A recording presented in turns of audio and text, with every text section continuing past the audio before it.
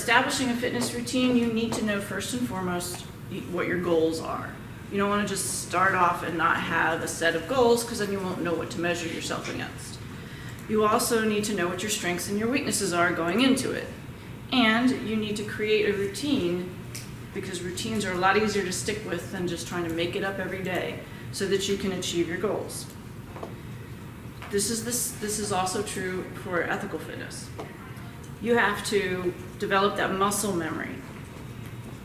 When you're an athlete, you always have to develop muscle memory. You have to have self-awareness. You need to know that you're using the right form, the proper form, especially when you're an athlete, but with any kind of fitness. You don't want to do the exercise in poor form. And you need to have some resilience, because you know you're going to fail. You're going to give up at some point.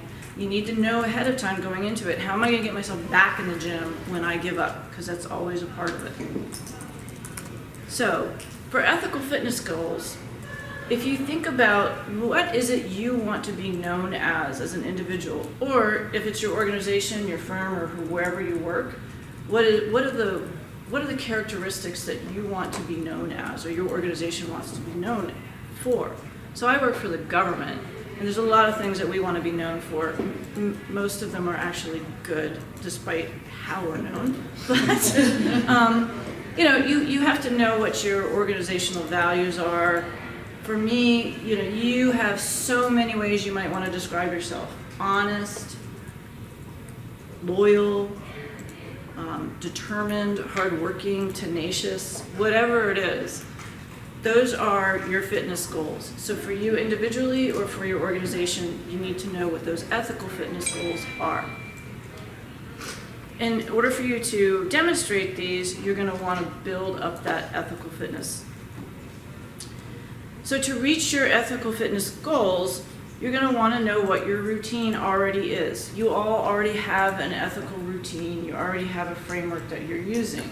So we're going to talk just a little bit about that this morning or this afternoon, and allow you to figure out what it has been and how you might want to broaden it or narrow it, depending. So ethical fitness routines, ethical frameworks, they're all going to be very familiar to you. And I'm going through these slides very quickly for you. I can send them to you too. I usually cover 4 because so many ethical frameworks come from these 4. The first is rules-based. Now this one's going to be very familiar to all of you since you studied the law. But in addition, remember, we're outside of the law. If there are rules that guide your behavior that you already have in place, like policies, that's not what we're talking about. Those are rules. That's the difference between a right and a wrong. What we're dealing with are the differences between a right and a right, no set way or known way or decision that you can make that's going to bring about a right. So for rules-based frameworks, we go to Immanuel Kant and the categorical imperative.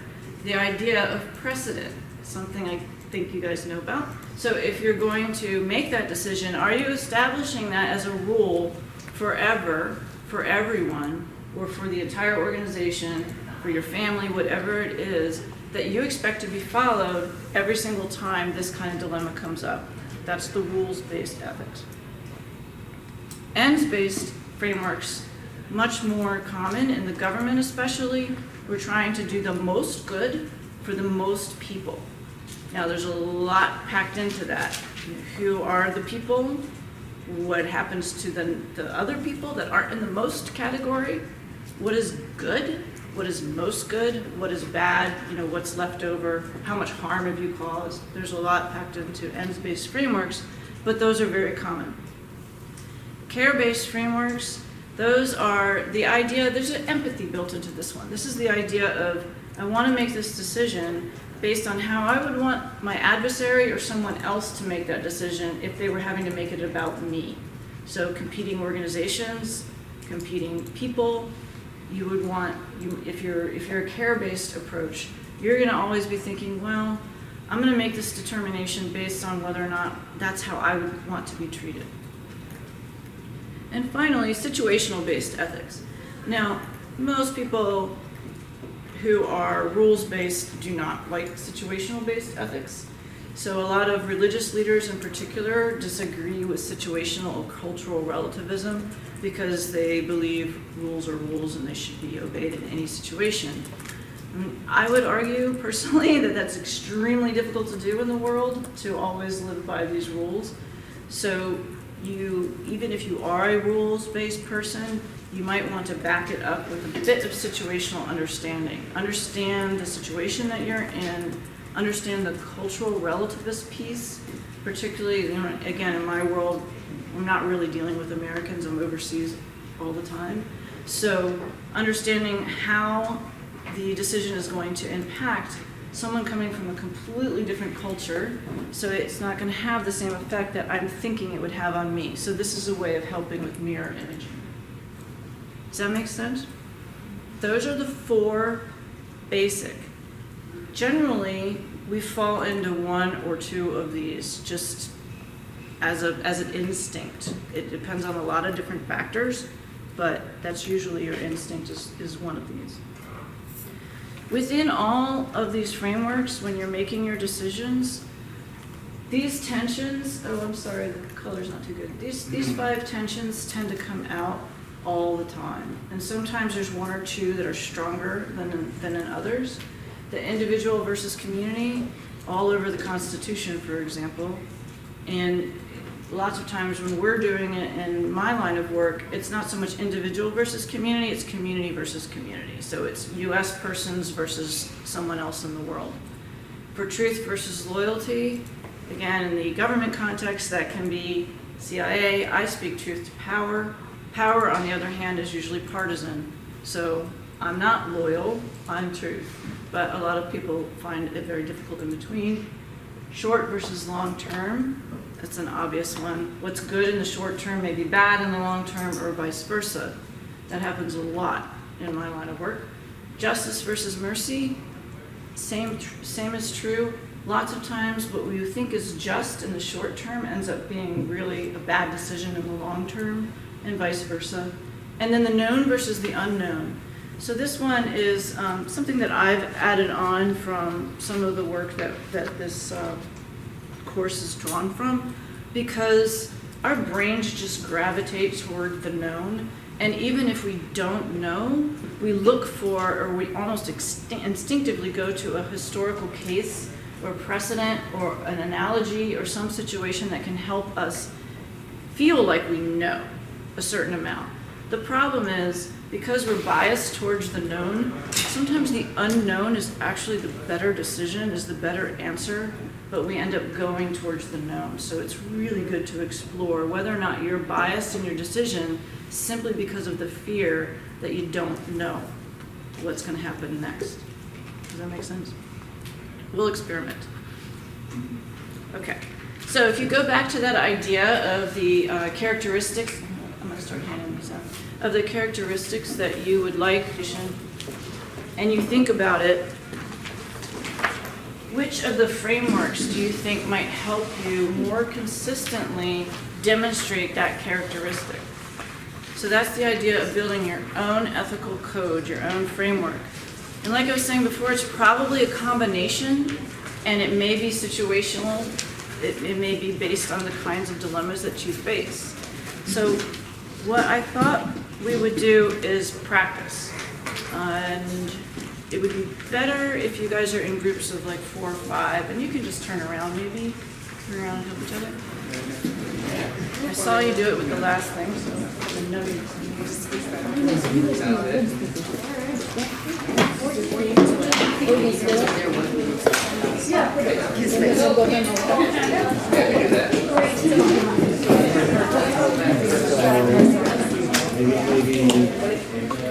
Okay.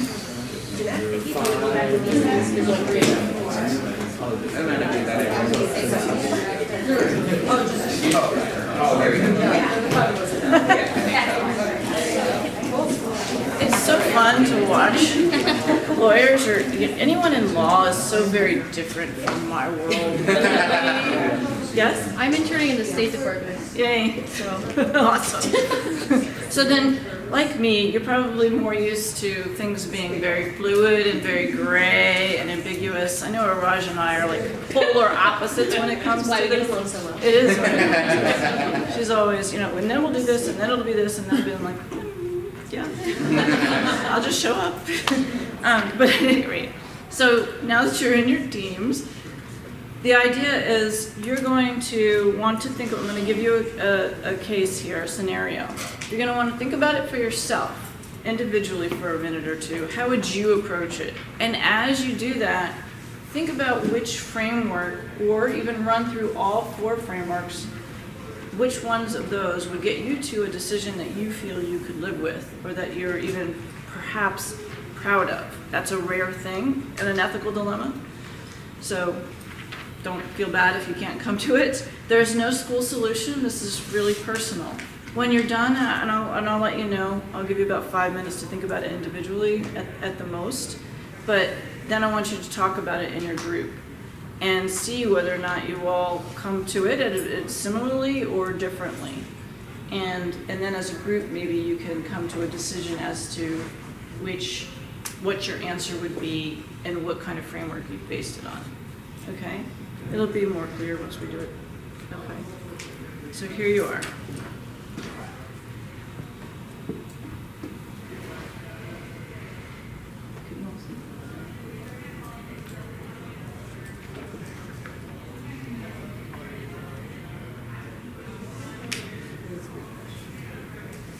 Does it seem like a realistic scenario?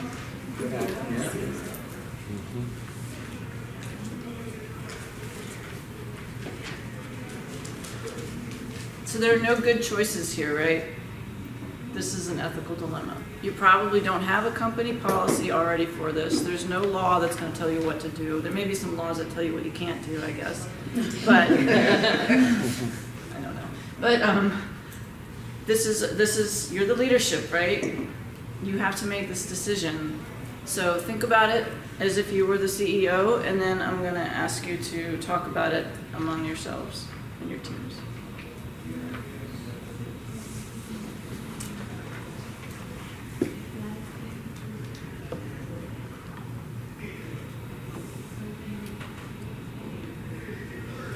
Think about those the tensions. The individual versus community comes in here. Justice versus mercy. Short, long term, known, unknown. They all play in here.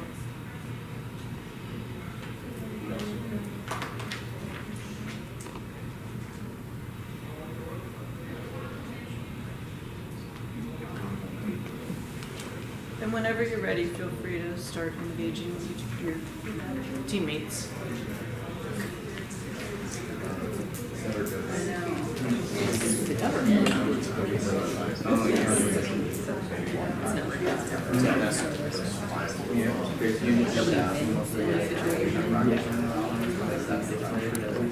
For me, it's just like being the first thing out of the see how some people are first one to do, and so it doesn't feel as bad. You don't want to be the guy. There's just 2 attorneys that are just sitting in the same spot. No. That was really the only client we had for a very large client. I would say that there would be no one door. We don't want to approach them, but they might come and throw like Whether it's through fault of their own or not, it would seem to me that would probably be the most effective. so if it's something that was like Nobody else is really affected. people who like me, just like I would think that to close that, the attorney have would also something by One side of that is the remaining part who have matters that their interests need to continue to be so those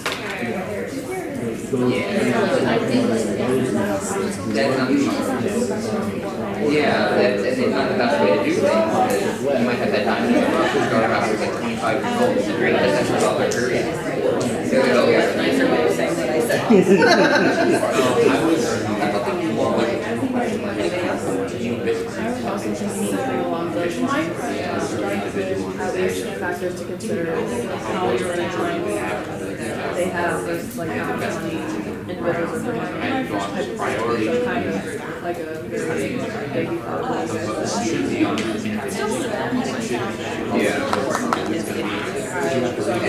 There are clients that are bringing in only a couple $1,000. Is it really that? No, you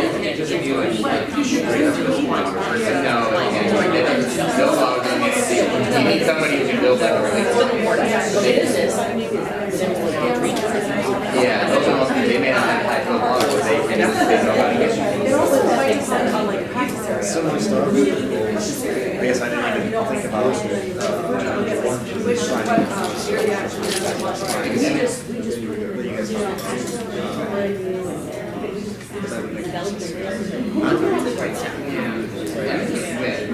My firm, we have like actually 4 per week. We work way breakdown, like, he works like 4 basics, whether they're able to do the work or not. So you might have to say it's willing and able, they're the ones who are the go-getters, they're the ones who top two. We want to keep them no matter what. Unable, the people we deal, unable, unwilling, they're the dead weight. They're the ones that we can probably easily defer. Okay, then there's the willing, there's the willing but unable. They're the ones, you guys know. EEO. Well, and not in terms of like willing, in terms of like, they have disability. It might be a conflict, but if they, something that it might be something that they're someone that they actually need. They're the ones who their school is open, but they just don't have experience yet. And there's the one, and I think people who are willing, but these are people there who are just like, I don't want to advance anymore. They work with like higher level lawyers. I just want to take it. Those are the ones who have the most liable asset for the organization. They're not going to, they may not be willing to go through this. They may not be willing to take it. They might be the ones like, well, I'm not going to. So putting them in right, but if they have anything to do with it, they want to get still, that'll support staff and then the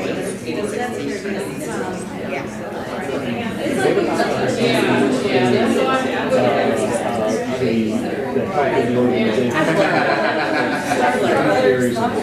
Well, you know, And protecting its financial stability and how it goes. How does that work? How does that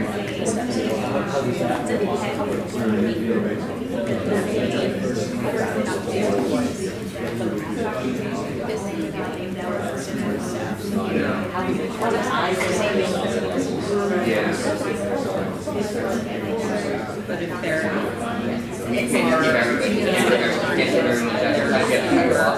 staff that are doing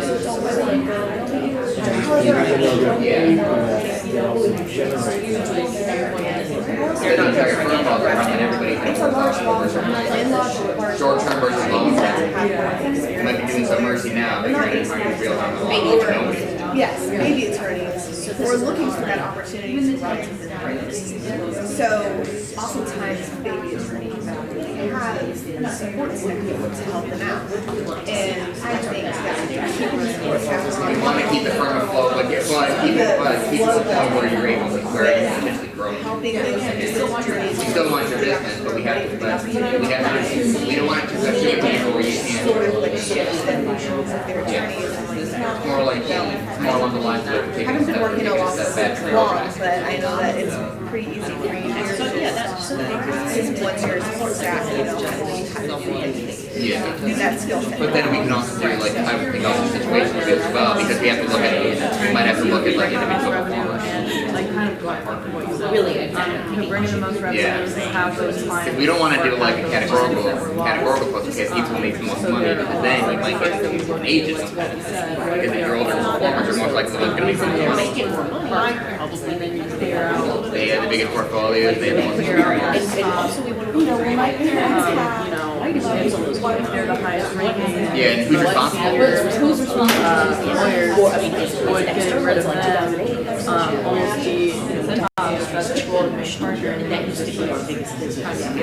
Fired. Yeah, or there's that new hotshot firm who all of a sudden it's like that You reputation. didn't want to have like say the whole slate of Yeah. upper management, So that's something that you whatever, then what do you do if you're not going off of who those clients are? Because most of But to kind of piggyback on that is if you're getting rid of this hire, You have no loyalty. if you get rid of them, how many other But like rapid billing is just short term. Rapid billing is very good for short term. Counteract That's what they also, I mentioned being able to sign bases, like all editors. I don't care about what happens. They just think about feedback. say, okay, this is method wrong. We do that work, and how can we apply that to what we're gonna do that's gonna fix something? I think getting a new fresh mindset, because the clients will lost. I care about that one. So if you were to fix these problems, how do we make sure you don't stay, get that fresh? So very necessary. I know what you're talking about.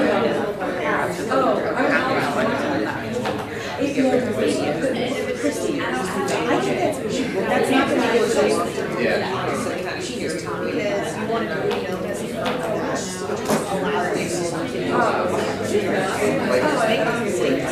Like one of the things that we fight with the banking industry is that like a lot of like, especially in the compliance, we're more like thinking in the long term, but you have like financiers that's like, I have to answer more. They want this to sign order, so. Has anybody come up with a brilliant solution yet? We're constantly fighting the short term versus Oh, yeah? long term, like they don't get, a lot of times these like line of businesses, they don't get that, like, oh, by the way, if we do this, then we're gonna pay this now. We're gonna listen to some. But it's gonna be easy. Okay. I know. What is her? I know you want to solve it. You want to get to like the best solution, but as I was saying, this is like an ethical crunch, fitness crunch here. We don't have the time to really do the full workout. Just wanted to expose you to the frameworks and the conversation. But we have a solution over here that you all want to share. So we thought of one for rules-based and situational-based, and we agreed that the situational-based one was probably the best. So for rules-based, we thought of a simple solution, so the last in, first out. But we also thought that that probably wouldn't be the best way to handle it. So we decided to look at it on a case-by-case basis. So even if you are one of the last people who've been hired, if you're bringing in more clients than someone who's been here for years, then we have to make that tough decision to say, we can let this person go and keep this one. So we decided to look at each employee on a case-by-case scenario. That'll work. Yes. You're also trying to look to see who's bringing in the most money at the same time too. So while you have all the leadership in one section and you think they're the ones getting the most money, who's doing most of the work too? You need the associates. So that's another situational thing. You need a couple of associates. If you fire all the associates, who's going to do a majority of the work? It will be longer hours. So that's another thing to look at. That's why we were looking at situational a little bit. Great. That's awesome. Anybody have anything different? You all come to the same conclusion? We actually mentioned if you're focusing your area of law, then you might consider firing an entire department, in which case they might have the opportunity to create their own separate boutique firm. Right. Nice. Oh, that's nice. Yeah. Maybe I'll be fired. Yes? We identified two possible options. One is if it was one group of attorneys that was working with those clients, they might be in a situation where they are not helping the firm at this point, and they could be given an opportunity, like if you give them 1 or 2 months or so, if they can get some of those clients back, or if they can get other clients to replace them, that would help secure their jobs. Another option would be some staff members that might not be essential. For example, if there are multiple people in the mailroom, or if there are multiple paralegals, you know, some of the support staff could be, could potentially be let go to temporarily, you know, during a tough time. So the first part of your solution is interesting. How did you arrive at that? Was there, were a framework at all help you Well, think through that? Part of it is good attorneys question all the assumptions. Yes, of course. Always fight the scenario. Okay. So for why the Right. clients leave. I mean, that makes a big difference as to how you treat it, right? If they left because a partner and his team treated them poorly, then that partner and that team, all the way down, should be held responsible because they lost a client. If they left because of economic reasons, general recessional economic reasons, then you look at it differently because then it's not someone's fault. Now it's a question of how we do what the firm needs to do. We ask, what is our goal as the leadership of that firm? Is it to survival of the firm in some context? And then you say, well, how do you go about that? And there's different ways of looking at, you know, it may be survival of the firm, you actually get rid of some of the partners.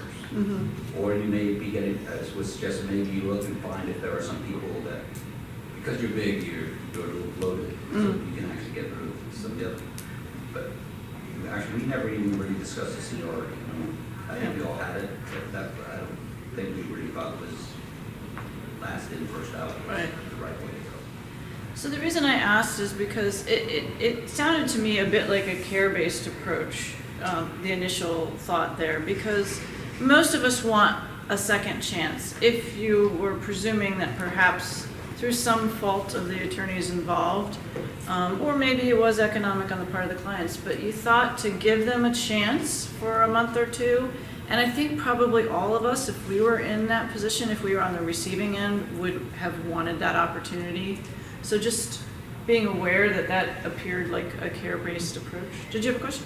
Well, it also just in the train of thought behind it too, not knowing why those clients were lost. Yeah. Say it's a new attorney that took on their first big case with their team, they got promoted, whatever, and they've never worked with these people before, and something rubbed them the wrong way, so they left. It was one time, one mistake. But it's kind of like throwing the baby out with the bathwater if you don't at least explore why that happened. If it was repeat behavior versus a one-time situation, you're probably not going to improve. But everybody has room to improve and grow. And if you don't recognize that, you're not really fostering growth and learning within your leadership capacity, which is what you should do in order to help your firm grow. And you'll lack the resilience to come back from it if you don't at least acknowledge that people do have potential in the long run. Right. Yeah. No, thank you. Anybody else? John?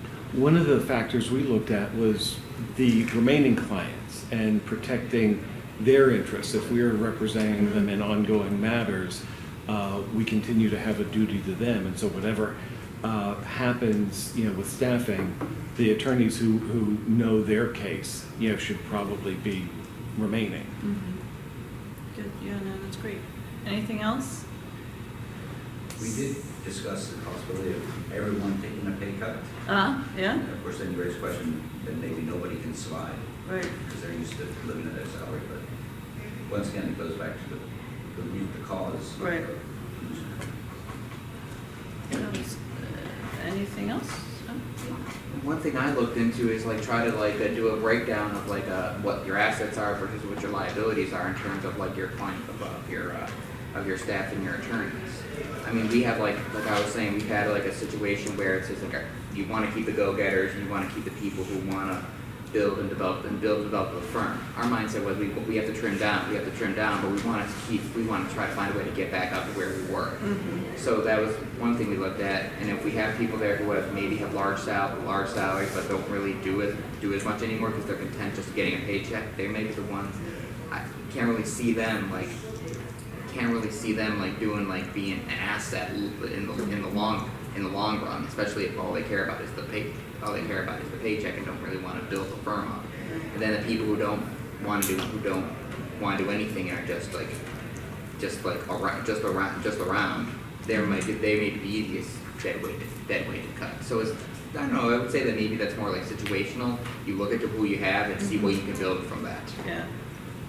Yeah, I think we did kind of a combination too of the ends-based and the care-based in that, you know, what's the long-term goal? You want the firm to survive. It's probably going to look a little different. It's going to be a little bit leaner. You know, Pega and I are, as government employment attorneys, we definitely didn't want to go as the rules-based way, which is how the government works with risk. First in, first out, you know, years in service, that's not going to help for in a situation like this. Yeah, you're going to have some partners who are overpaid and bloated and not bringing people in, but you can't just go to the simple metric of who gets the most billable hours, because some people are relationship builders. Mm-hmm. So you have to look and see, you know, so the people who can, young or old, or, you know, associate or partner who can bring in new business and who can continue to support the clients that you already have are the ones you absolutely have to keep. Other people, if we're doing with care-based, maybe get a buyout. You know, we were talking about that, giving them a bit of severance pay, and trying that are going to be living paycheck to paycheck. So you really want to make sure that you're trying to protect them as much as possible. But pretty much the same thing as everyone else was saying. Did you have something? Audrey mentioned that before you ever want to fire anyone, that you should look through all the other financial options, and only as a last resort would you ever consider firing someone. So that's something that we discussed. So you made a rule for yourself, actually, for your firm. So in terms of the tensions, first of all, I just have to observe the fighting the scenario. This is common, right? Notice how you wanted more information. Going back to my earlier comment that our brains are just very uncomfortable in this unknown space. You just want more and more and more and more information. And yes, more information might help narrow down your options, but at the end of the day, people are going to have to go, or pay is going to have to get cut, right?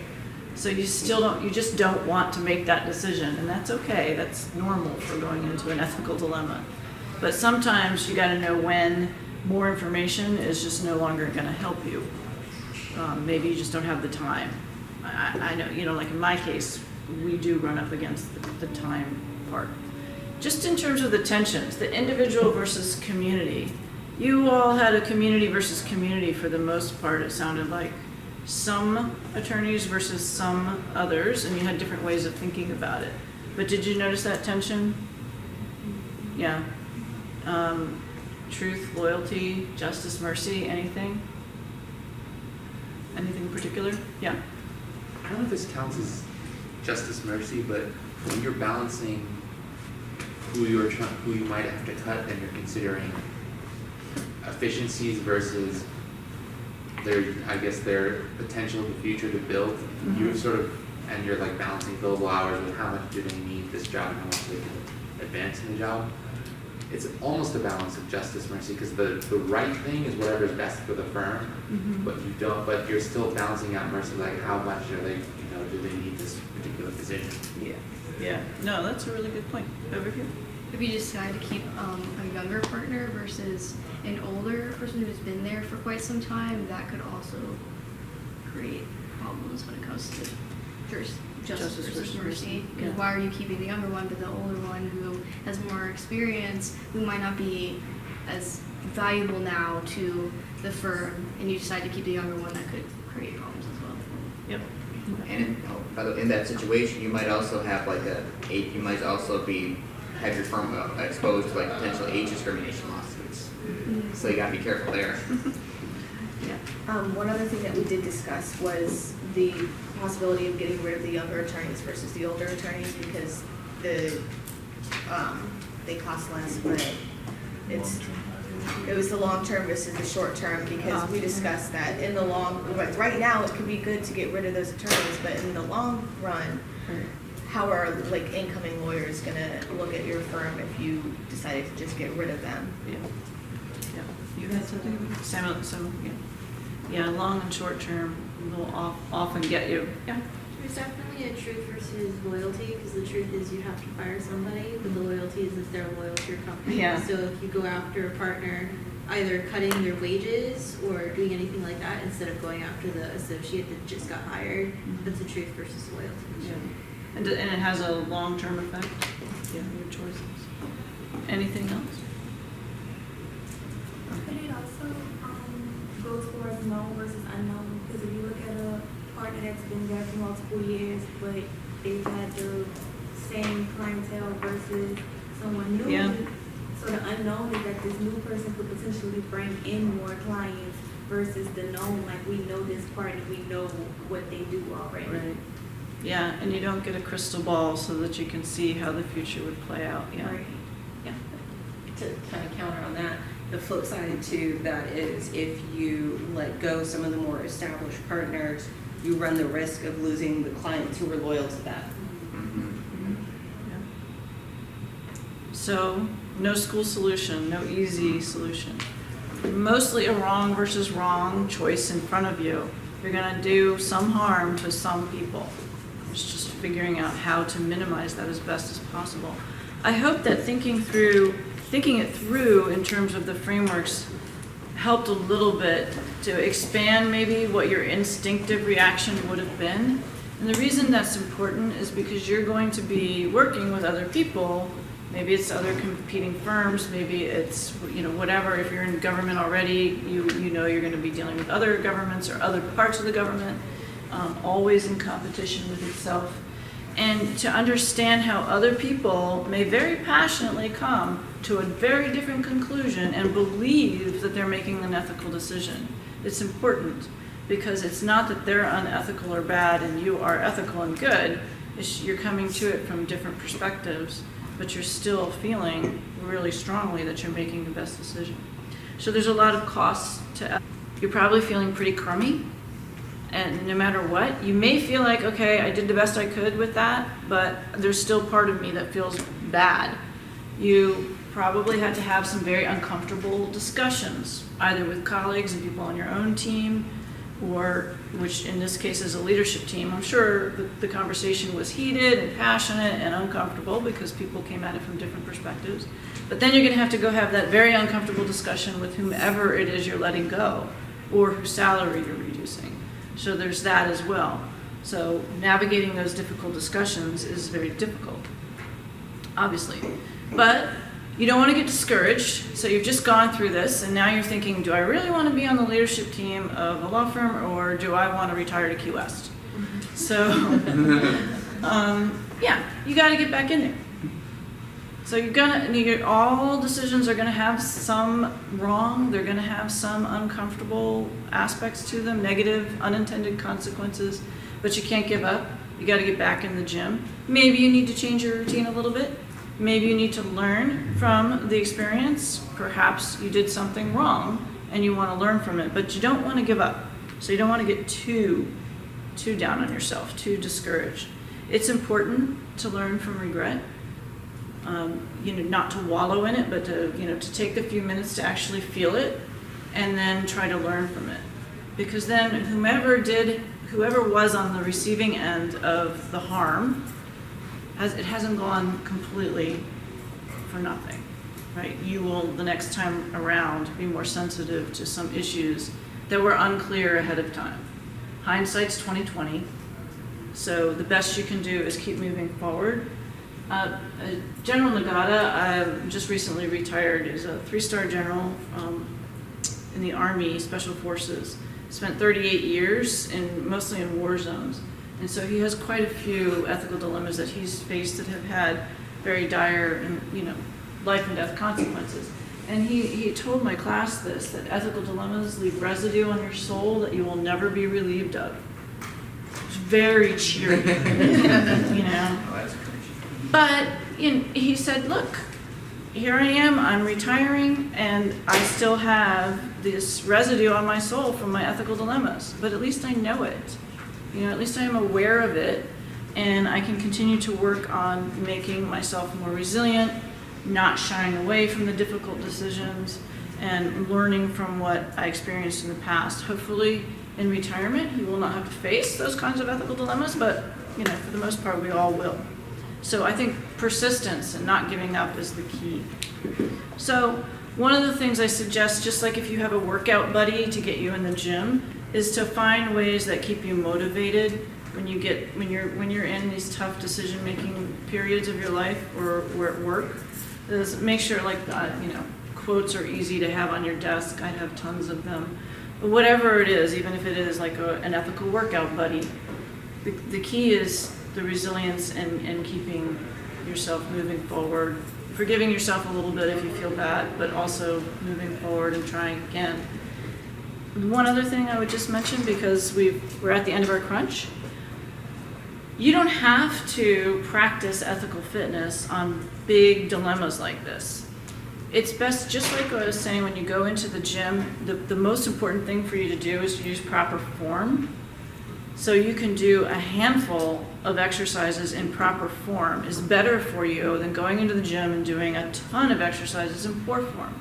So whenever you're out and about, look for the little ethical dilemmas in your day and just mindfully go through them. If I'm following the rules-based approach, if I'm following the ends-based approach or a care-based approach, or am I going to face this situation differently than I faced the last situation? So these can be really little things, like whether or not when you see $1 on the ground, you pick it up and put it in your pocket, or do you look around to see if there's any obvious place that it came from? What are your ethical instincts? Because if you think about them in a very mindful way, you're actually building muscle memory from that experience. You don't have to be sitting down and making these huge ethical dilemma decisions in order to be ethically fit. So, any question? Good, because I have no answers.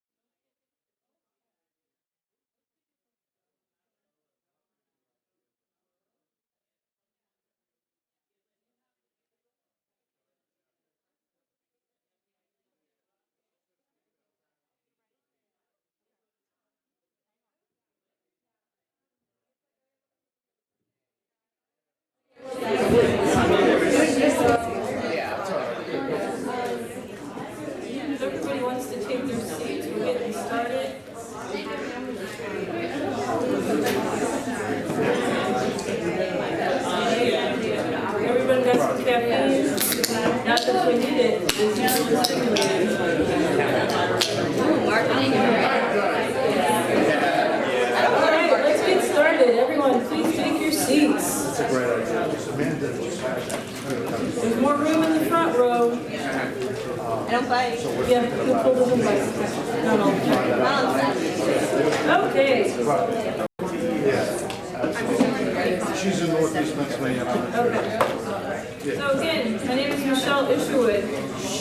I am International Executive Board Member at Large, Humphrey Chapter, former District Justice of District 2, former Justice of the San Francisco Alumni Chapter, now fully residing in Reno, Nevada, the biggest little city on earth.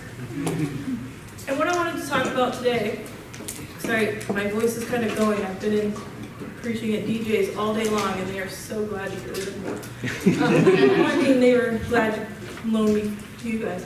So what I wanted to talk about today was marketing and branding yourself and your chapter. And these are skill sets that I hope that you can, well, we want you to market Phi Alpha Delta in a positive way. But also, these are skills that you can use to market yourself, market your company, market whatever organization that you're part of. I want you to be able to take this stuff back. So if you have questions, please ask. And if I don't know the answer, I'll probably make it up, but it'll sound convincing, so don't worry. So just a little bit about me. I have a JD MBA. I got my MBA first. I didn't know there were dual programs, so it's been a long time in school. But the big thing is I spent about 15 years in marketing before I went to law school. That's when I got my MBA in marketing. I've since practiced at a firm for a little while. I've done some government audit. I just spent 4+ years at the University of Phoenix as the Director of Marketing Compliance. So I have a marketing background. It's kind of a passion of mine. I don't do it now. I'm a government auditor for the state of Nevada.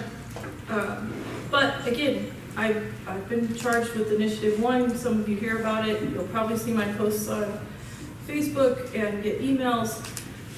And we're trying to increase brand recognition of Phi Alpha Delta. And one of the ways we want to do that is to give you all some tools to not only market Phi Alpha Delta, but yourselves and whatever other passions you have, because this will help further our law fraternity.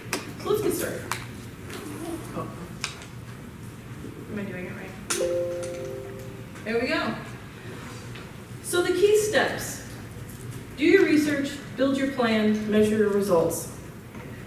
This, I don't know how many of you are trial attorneys or really, even law students or whatever. It's pretty much the same thing. You need to do your research. You need to know what you're talking about. You need to know what your product is. You need to know what who your customers are. You need to know your market, and you need to know your goals and objectives. So basically, it's research. You don't do it on Westlaw.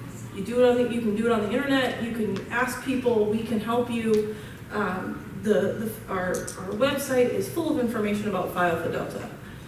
Just who knows anything about Phi Alpha Delta? What do you know? Know your product. What do you know? How do you get people to join? What do you tell them? That it's a service organization. We serve our community, people in our profession, and we try to get other people to join. That's one. What else? I saw over here. The biggest law fraternity. Great. Now the only. Well, I guess there's one more. Yeah. Go ahead. Someone else. Becky. All the discounts. All the discounts are member benefits. Anyone else? What do you know about Phi Alpha Delta? What do you know about its history? Who's in it? It's an international networking opportunity with lawyers of all sorts of different disciplines. Great. Anyone else? I see Curtis back there. What do you got? You're gonna let them do it? Okay, I'm gonna go give you my ringer. Okay, go ahead, Renee. Notorious. Who are our members? Who's one of our most... Ruth Bader Ginsburg. Exactly. Yeah. Who else? Anyone else know anybody? Elena Kagan. Yeah. The majority BJ Yeah, and his wife. And Carter, basically, where the video ended. Yeah. Okay, so know your product. What do we do? Who are we? Know your customer, know your market, know your goals and objectives. Build your plan, measure your results. So here we go.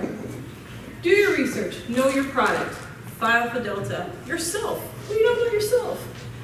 When you go in for a job interview, when you are selling yourself, you're selling your skills. Why are you a better fit? When you want a promotion at work, you are selling you. What makes you the best fit? What are your key features and attributes? And how does what you offer, what the product, which is you, or anything, the fraternity, how does that differ from others? How does it differ? What can you bring to the table? Or what can we bring to the table with Phi Alpha Delta? What do you bring? What are the key features? What are the things that we can help you with? I heard member benefits. I heard famous members. I heard international networking opportunities.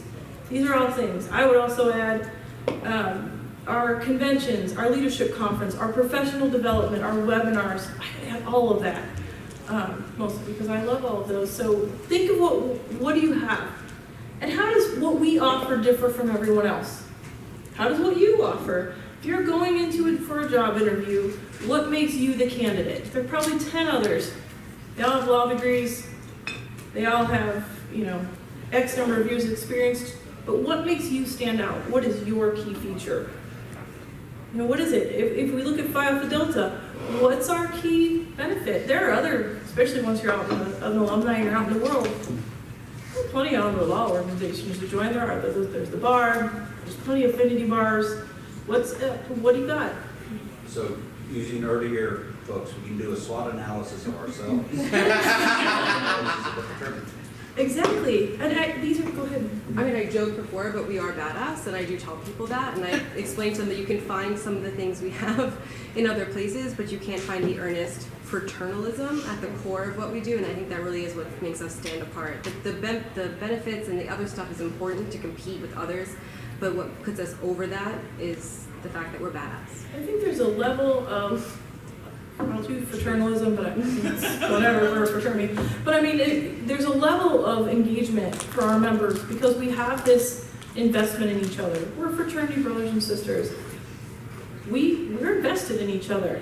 You call me, even if you've seen me once up here and you're like, I'll talk to her later. But call me, email me. I'm on Facebook. I am almost always available. I don't sleep much. I play Word with Friends if anybody wants to do that. But these are ways I engage with people. I have never once called a member and had them say, well, I don't want to talk to you. I've always been able to reach out to someone and say, listen, I have this issue. There's a member in California. I've never met him in person, but when I moved out there, I wanted to move into some different practice areas, and I had a resume, and it was old.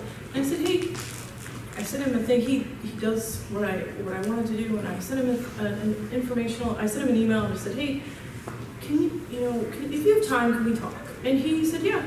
And then he looked at my resume. He must have spent hours redoing it, adding suggestions, talking me through, and it was wonderful. I've lived 5 different states. Like 3 or 4 of them since law school, and I have ready-made contacts when I get there. So that's what I think a key feature. How is our product different from others? The fraternalism. I mean, there's lots of people who have a Brooks Brothers discount, but when you start to add up what we have, I love it. Don't get me wrong. Now we have our law line discount for CLEs. It's awesome. I love them. Do your research. Know your market. What's your market look like? So if you're marketing Phi Alpha Delta, what else is if you're in law school, what other clubs are there? What other organizations? How many current potential members do you have or customers? Who are they? Who is the competition and what do they offer? And what organizations have shared interests that you could offer partnership interests to? All these are great, but you need to know who wants to join. What's our target market? I mean, yeah, we'll let in anybody, but who wants to? And in law school, as you're getting to know your people and your section and others, when you're in the market for a job, what's out there? What do you want to do? Do you want to do a certain kind of law? Figure out what firms do that. What kind of firms you want to do? Big, little, boutique, sole practitioners. Where are you going to go? If you want to do non-traditional, what kind of company would hire you? You want to do compliance? Great. what kind? What do you need and who does what you want to do? And then how many other people, if you're marketing yourself, how many other people do what you do and what can you do to differentiate yourself?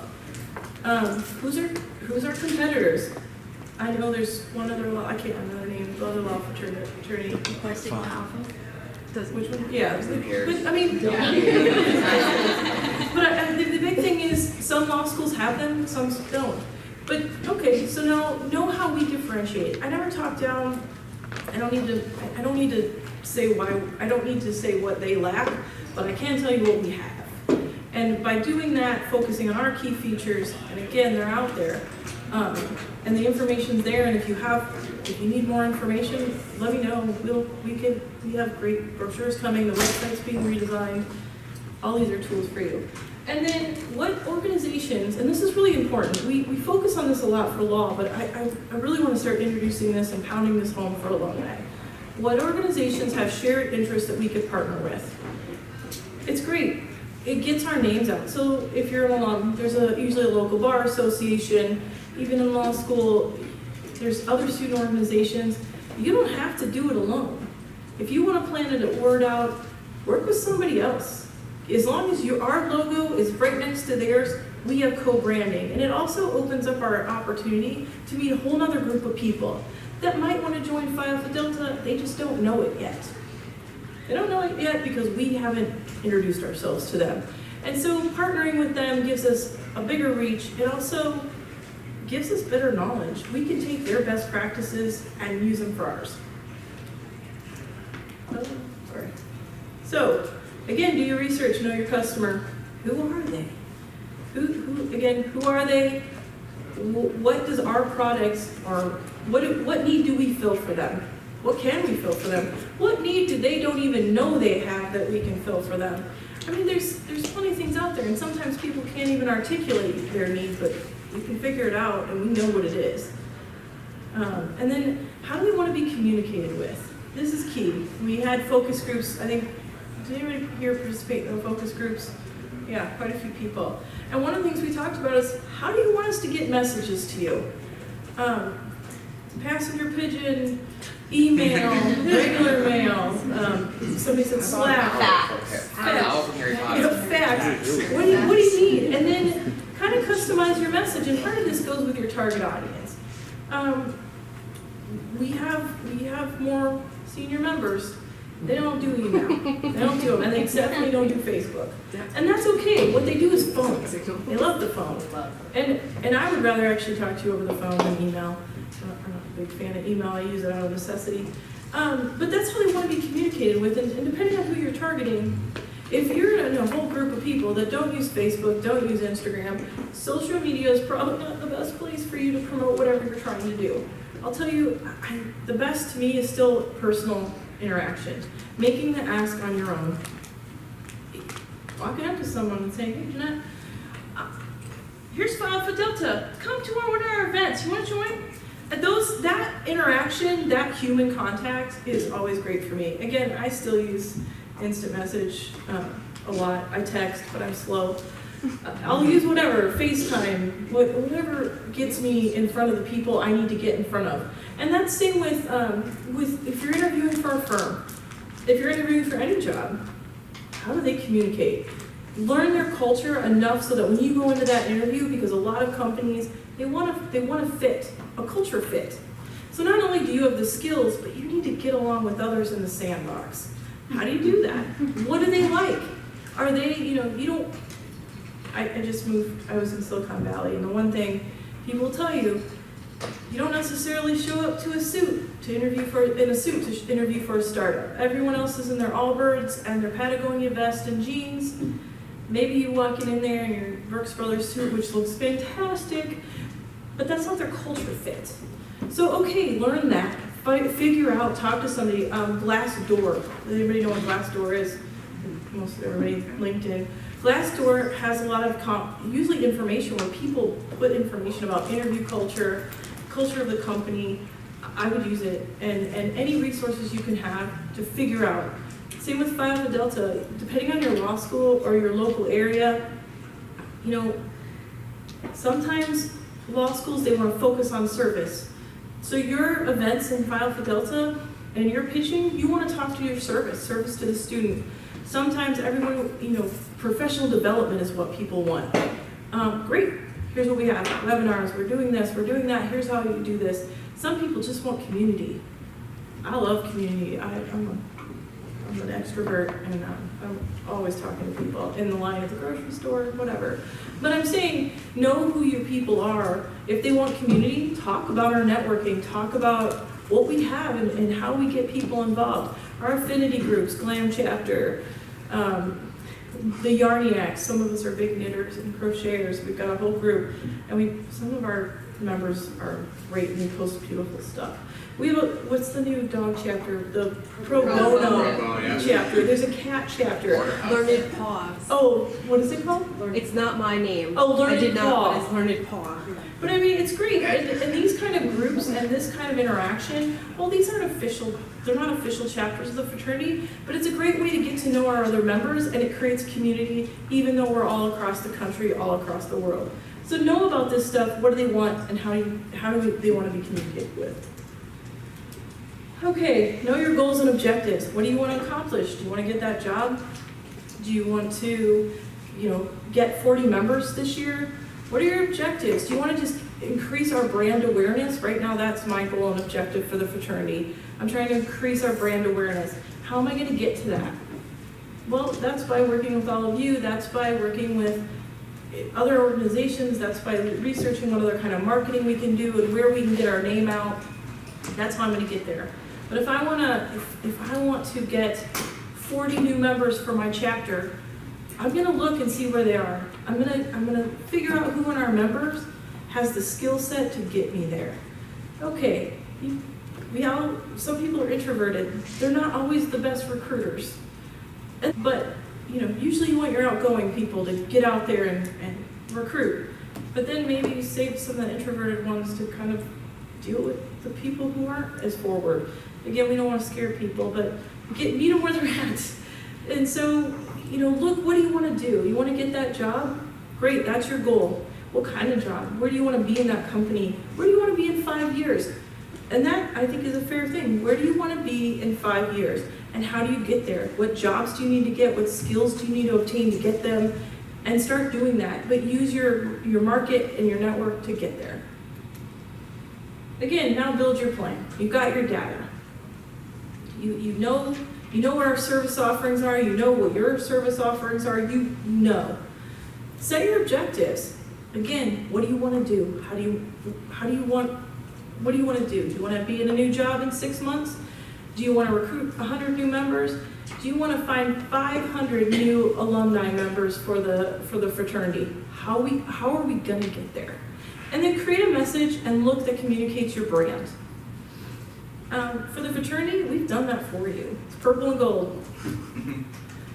It is. It's purple and gold. We're updating our mission and vision. Work on your elevator speech, which we are also working on, and I will provide you with one. But in the meantime, come up with one. You should have an elevator speech in general for yourself. What do you do? How do you do it? I'm in junior league. We have elevator speeches that tell you what junior league is. See? Other junior leaguers? Yeah. What's an elevator speech? The elevator speech is a 15 to 30 second speech that sums up what your organization or who you are in the time it takes to get from the first floor to the 10th floor. Something where someone walks up, and I've done a lot of tabling for Phi Alpha Delta in my time, both as a student, as a district justice, as an alum, and I love it. The thing that gets me every time is someone will walk up to the table and they'll say, Phi Alpha Delta, what's that? And the person says, oh, it's just a legal club. You're killing me here. We're not a legal club. We are a professional law fraternity that focuses on services to the student, the community, the profession. We offer member benefits, we offer networking, we have this, we have that. Whatever custom message is going to get it across to your people. So create your message, create your look and feel. If it's about you, create something. I'm a professional, I'm a compliance professional with 10 years of experience in X, Y, and Z. I have this, I have that, I come with this. And then create your look and feel. You know, what do you look like? What's your look? And create it. What's your professional look? And then get in there and sell yourself. But if you don't have your message and you don't kind of have your feel and your brand figured out, it's going to be really hard to do that. Create a communication strategy. Again, if you're looking for a job, how are you going to get it? Are you going to mail paper resumes? I don't even know if people do that anymore, but I have seen it. Some places ask for it. Are you going to go through LinkedIn and the quick apply? Are you going to work through your network and say, hey John, I noticed you work for this company I want to be with, and they have an opening. Could you put my resume in for me? Stuff like that. Like, how are you going to create your communication strategy? For Phi Alpha Delta, how are you going to pitch our organization to get to the people that it needs to get in a way they want to read it, so you get the message in front of them? So, you know, how are you going to do it? It's going to be email, flyers, they still do this on the chalkboard corner. They write Phi Alpha Delta meeting, room 415. I don't know. I haven't been in law school. They have screens. They have screens now. Do you have a screen? Is there some place in the law school that flashes what things are doing? For Junior League, we have a monthly newsletter. Are we going to get that in there? We have the reporter. We have other methods. We have our Facebook page. We have our website. Where are you going to put the information so that the people you want to see it can get it and get it effectively? Did you have a question? Just stretching. Oh, just stretching. Okay, good. I didn't want to ignore you. I've been ignoring Dan McDowell all day long. So I'm trying not to do that. I don't do that person. Anyway, and then establish a schedule. When do you want to accomplish this? If it's a job, maybe you want it in 6 months. Maybe you want it in 2 weeks. Establish a realistic schedule. For law schools, you know that how your semester works. We all get there, woohoo, school starts, we're so excited. And then as the semester goes on, you have midterms, you have finals. When are you going to communicate when are you going to use your communication strategy in a schedule that's going to get the most people when they're most receptive to hear that message? How are we going to do that? In general, and others, Leslie's here and some others, it's the first few weeks of school. You know, communicate that message, get on board. That's why it's so important as a chapter officer to be ready to hit the ground running when the school year starts. If you're an alumni officer or an alumni chapter and you want to recruit alumni, that's time to reach them. After work, usually, times you got to figure out when you can get the people you want in the time to get it. And then execute on that plan. So once you have all this, execute on it. Figure out, and just keep going. And sometimes you have to start over, sometimes that's fine, but figure out your plan and start working it. You can't always do it alone. Like when I talk about this and I say you, especially when it's chapters and when you're trying to recruit, get other people involved. Don't do it yourself. Usually, even if you're an officer, you're usually not the only one, hopefully. Work with your people. Figure out who else can send the emails. Figure out who else can show up and approach people. Find out who in your chapter, in your organization, or if your friends has connections to other groups so you can partner. Figure this out and put it in your plan. And put names next to, Renee's going to contact these 5 people. Michelle's going to contact these 5 people. This email that goes out on Tuesday will be sent by the executive office. Write it out. It works. And then, let's see, measure your results. Here's the big thing. A lot of people put plans together, but they don't have any way of tracking it. How do you know it's successful? It's great to have a plan, but what's your definition of success? Figure out how you want to measure it to see if what you're doing meets those objectives you've met in the beginning. So you want a job in 6 months. Here, you put your plan together. It's getting at like month 4.5 or month 3, and you're thinking, okay, this isn't working. I'm not getting the results I want. So then you have to go back and look at your plan and say, what can I fix? What can I tweak? What can I try different? How do I get these other things? If you're not getting members, it's the 3rd, 4th week of school and you have 2 people who want to sign up for Phi Alpha Delta, we'll take them, but why aren't we getting 10? Why aren't we getting 30? Why aren't we getting 100? Figure out why. You know, talk about it, go through, say, these are the things we tried, what kind of response have we gotten? You know, we tried to do a meeting at 2 o'clock on a Thursday and nobody came. Why?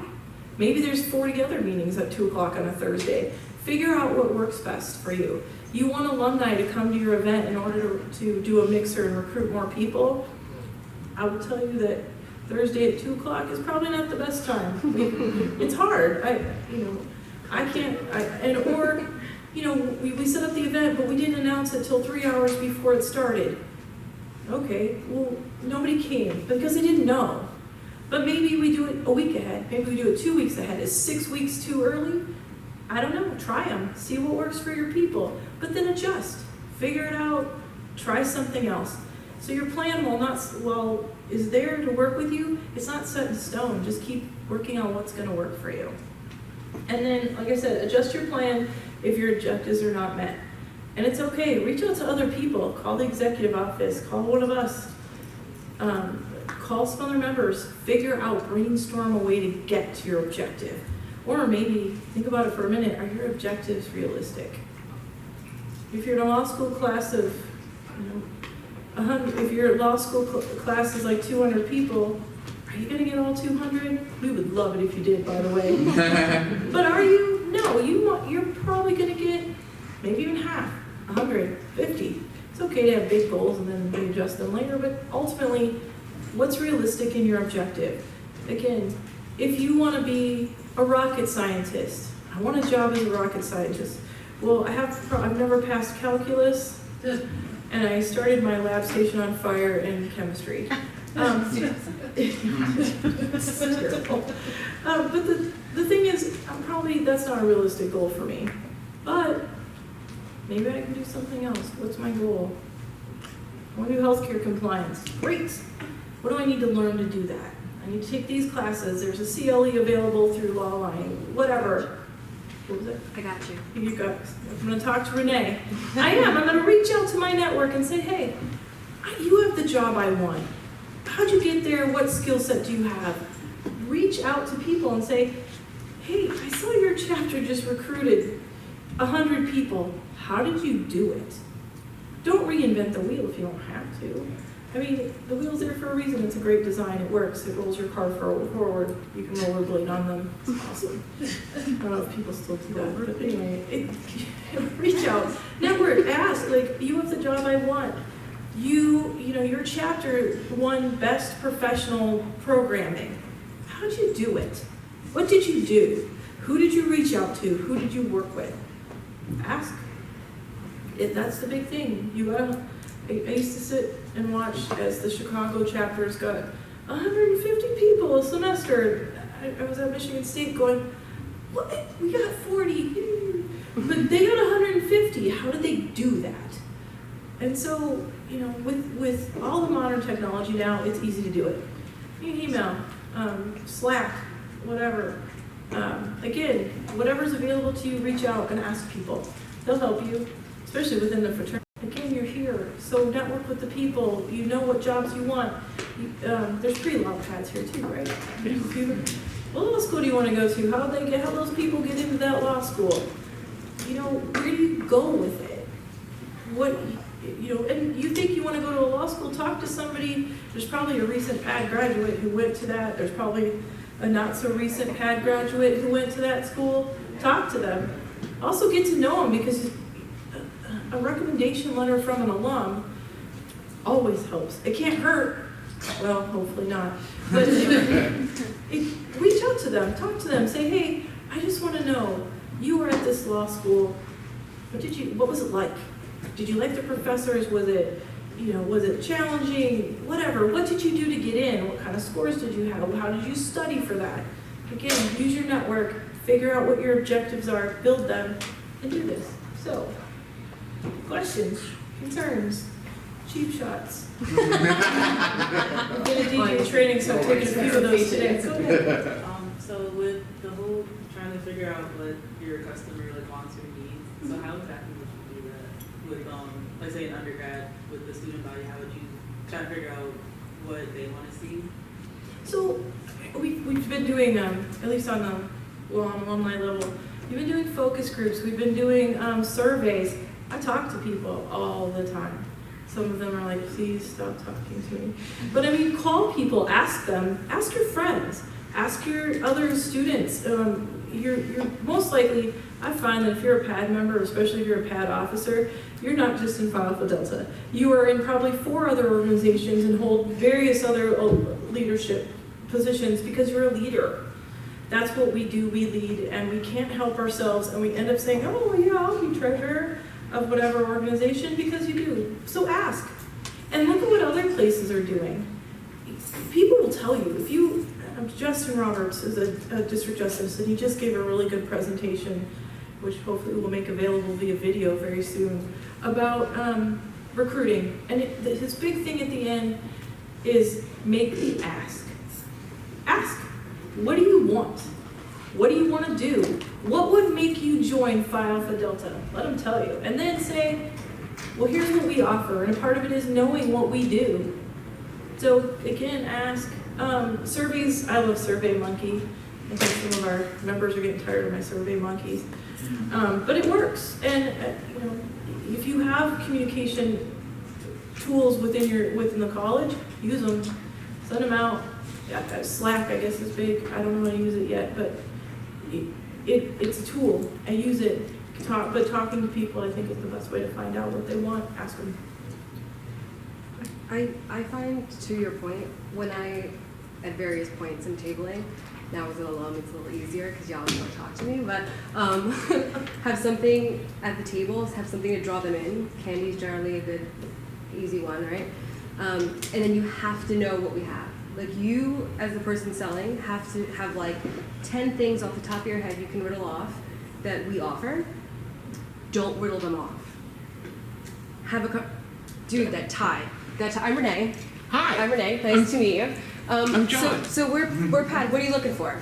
We're all here. What are you looking for? Then he's going to tell me something. So I don't know about my fashion sense, you know.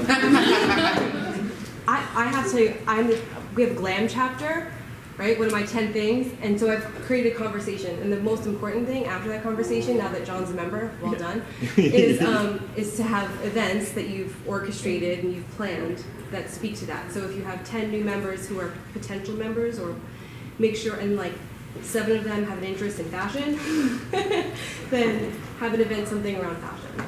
But it really is just this simple. I mean, I wouldn't go so far as a SurveyMonkey. No offense. Renee gets my survey. I would start it that way. So it's just a matter of like, know 10 things about Pat off the top of your head and be willing to like listen and do the matching game like kindergarten, and then create an event that makes sense. Well, I think that's the key, the listen part. A lot of times we ask questions. I've been married a long time, and sometimes I'll ask my husband a question, and then I realize I didn't even listen to his answer. I was like, did you tell me that? And he'll say, well, I didn't want to do that, I told you that. I'm like, I don't remember that. And so, like, the active listening part is like, what do you want to do? And then we have to listen for what they say. And I know that sounds so easy, but it's not, because we're all busy. So they're answering, I am 10 questions down the line thinking, I gotta ask them this too, but I never listened to what they said in the first place. That is not helpful. So, I mean, the active listening part, and to make yourself be present when you're asking, it is good. And then you have that back and forth. By way, fashion events, and I think Emily and them can help you with this. I know that Brooks Brothers will normally come out and do those for you. Renee has the utmost fashion sense, and she can help you as well. But Brooks Brothers, and I thought we had J. Crew or Men's Warehouse.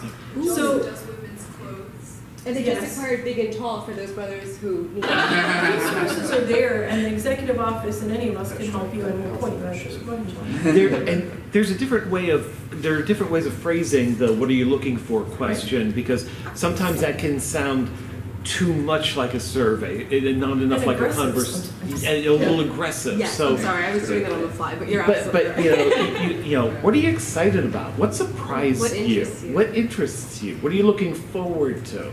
I also like doing the, instead of when I meet people, especially as an alum, at events, and the what do you do? Oh, I hate that my question. inner expletives come out, and so instead I ask people, what are your passions and how do you fund them? And every now and again, very rare, you get a unicorn who tells you it's the same thing, and they get really excited to tell you. But who are you? What are your passions? Is it this unicorn? Yes. Also known as Gemma. Hashtag IJ. I think a big thing to look into also with undergrad is once you realize who your audience is, you have to be aware of your competition. So if all of your chapters get ready to graduate and you're trying to recruit freshmen and sophomores, but there's a freshman and sophomore orientation that day, you can't expect them to come to your meeting if there's something contradicting. So you have to be aware of what else is going on campus and base your events around those kids. Again, that's knowing your competitors. What are you competing with? And it's not necessarily you're competing with a thing or a person. Time is a competitor. Who has time? When is the time that we can get these people in the best? We used to try to get evening students. So we would try to plan our events in between when the day classes ended and the night classes started. And there was a period of time there where we could have meetings and get the night students in there. And it worked for people. But you said these are things you have to think through, and it's to put the plan together. Yeah, this is probably more for pre-law, because one of the things I've always taught from middle school on up is goal setting. And when you get to the university level, goal setting is very important because you have a goal to go to law school. That's your target. So we had one of our students that did recruiting, and that was what she focused on when they said, okay, what's your goal? Well, one of the main goals you do is if you have a profession in mind, why would you not put yourself around those that you want to become? So when she did that, the recruitment went up.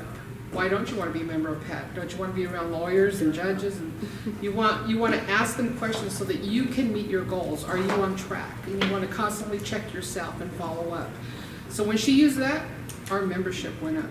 The one thing we ask people, even at alumni events, at all events, why did you join Phi Alpha Delta? And people will say, a lot of times they'll say, because someone asked me. But they'll also say, I am a first generation college or first generation law lawyer, and I didn't have family connections. I don't know how law firms work. I don't know how law school works. But I joined Phi Alpha Delta, and I instantly had those people that I could ask. I couldn't go ask my dad or my mom because they weren't lawyers, and I didn't have an uncle who was in a law firm, but I had 330,000 members, and I had alumni members in the area, and I had 3Ls that could help me and tell me how to get through my 1L year. These are things if you're pre-law, I want to apply to law school, what do I need to do? How do I need to think through? I mean, how many people here know what character and fitness is? Yeah, mostly alum. Yeah. You have to pass it from, I think all states, you have to pass a character and fitness test, which is like a background test, not a test, but you provide them all this information, they make sure you're not shady, and you get to be a lawyer. But most people don't know that. I had no idea. So even knowing that and knowing how to gather that information so that when you're applying for the bar, someone can talk you through that. That's a huge benefit. So I think you and I just want to say a quick side note. Yeah. Character and fitness is important to know now for those on social media when you talk about marketing yourself. Yeah. Because some states go through your social media accounts, etc. Mhm. So be mindful of what you post and how that looks to someone who's judging you about your professionalism. Just gonna throw Yeah, to build on that, social media, it's a double-edged sword. It's great, you can build your brand on there, but you can also ruin your brand really fast. And so think about what you're posting. And again, in the early days, it was the Wild West. You would post all kinds of stuff. And I think you're seeing some of that come back to bite people now. 10 years later, and now suddenly they're running for office or they're, a sports star, and something they posted when they were 16 years old is up in the media. And, before I post things, and even back in the day, my rule was I don't put anything on video I wouldn't want my grandma to see. Because it happens, things get out, and if you're, right now you think, oh, I'll never run for office. How do you know? I didn't think I'd go to law school, but I did, and there are things that still think those through, and social media is a great way to build your brand. again, but there's pitfalls, and be aware of them, and security clearances. You know, John probably has one. I had a top secret one with DOJ, and they'll look at things, and they want to know, you know, oh, every picture she has wine in her hand, or she's, you know, winning the beer pong challenge. I don't. I'm terrible at it. Those types of things, when they're fine, but you'll get asked, well, do you have a drinking problem? You know, I see that you're with drinks all the time. I know for the interviews that, you know, people ask, we noticed Michelle has a lot of pictures with alcohol. You know, is she a big drinker? Is this going to cause a problem for us? So these are things to kind of be consciously aware of. And again, reputation, it's hard to build it. It's easy to destroy it. And again, this is your market. You're marketing yourself. You're marketing the fraternity and the best ways to put our best face forward. And if there's ever a problem that something happens with your chapter or your fraternity, reach out to the executive office, because they'll help you and we'll figure it out. We will. Just don't dig that hole deeper. But again, it's all about your presentation. What do you put forward? What do you want to accomplish? We want to make, and I feel it already is, but get the message out there that we are a world-class organization. We're the second largest law organization in the country. We have a lot to offer. We do. Well, I mean, I love this organization. I come to everything. I left Reno at 6 in the morning. I got here at 6:30 at night on Thursday, and I hit the ground running. I was like, dinner, we gotta go to the happy hour. I was up till 2 in the morning reminiscing with and getting back together with people, and 1:30 in the morning, but I'm here because I love it. I could easily be at home sitting in Lake Tahoe on my paddleboard, but I'm not, because I love this organization. And I think, you know, we gotta bring that passion, and that's what marketing is about. What makes you passionate, like Renee said, channel that into your plan, channel that into your communication strategy. Like Curtis, you said something back there. I was just thinking that as you're thinking about marketing and recruiting, you've also got it, the one word that you have up there is questions.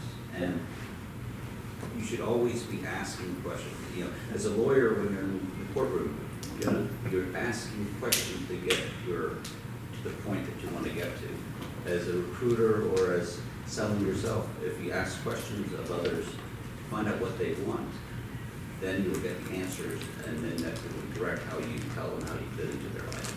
Yeah, because you see people walk up and they'll say, Phi Alpha Delta, and it's the other thing. They'll say, oh, Phi Alpha Delta, we do this, this, and this, but we never ask them, what do you want to do?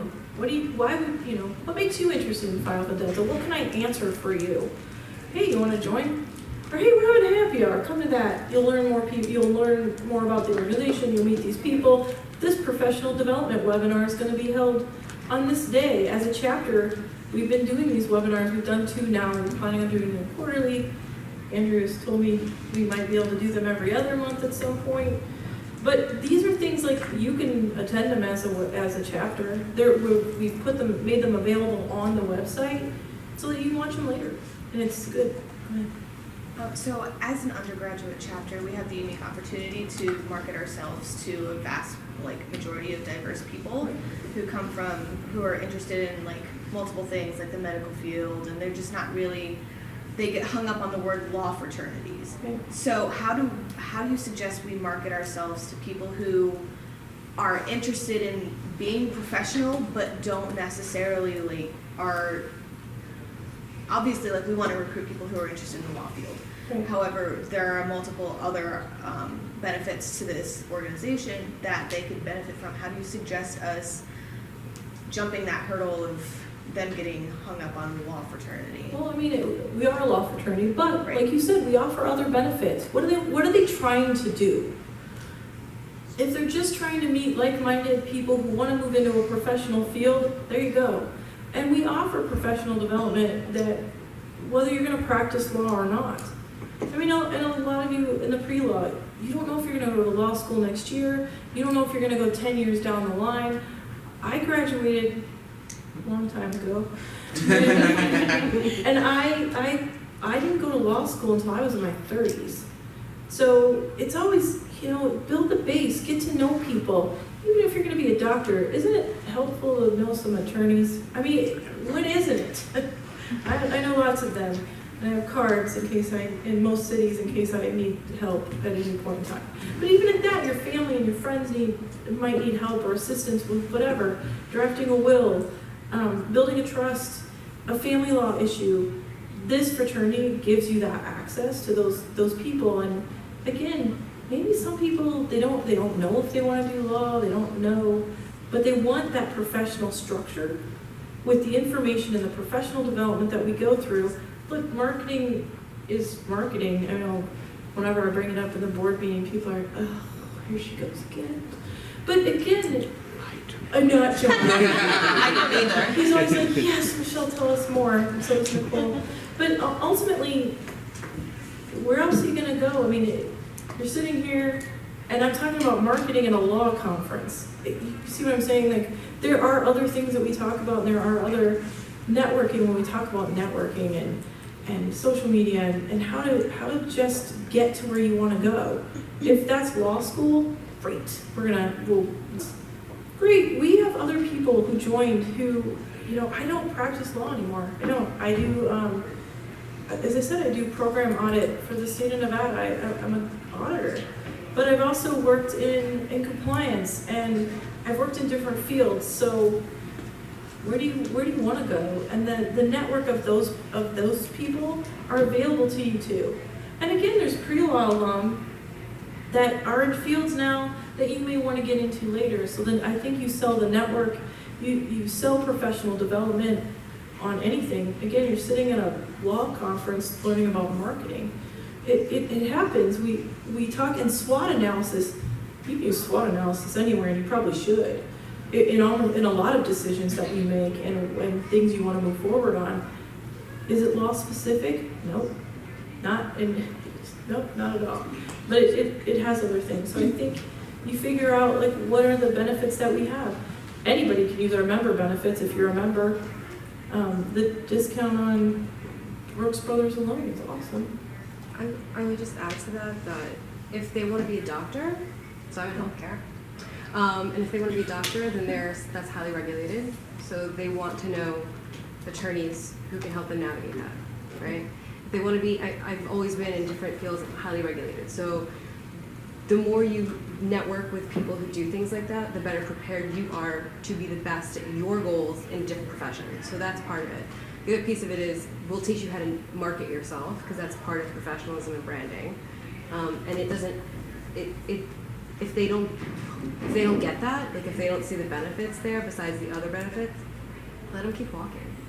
Like I don't need to be like we want our members to go, but you just have to understand what they're looking for, have your same 10 things, and know where to fit it.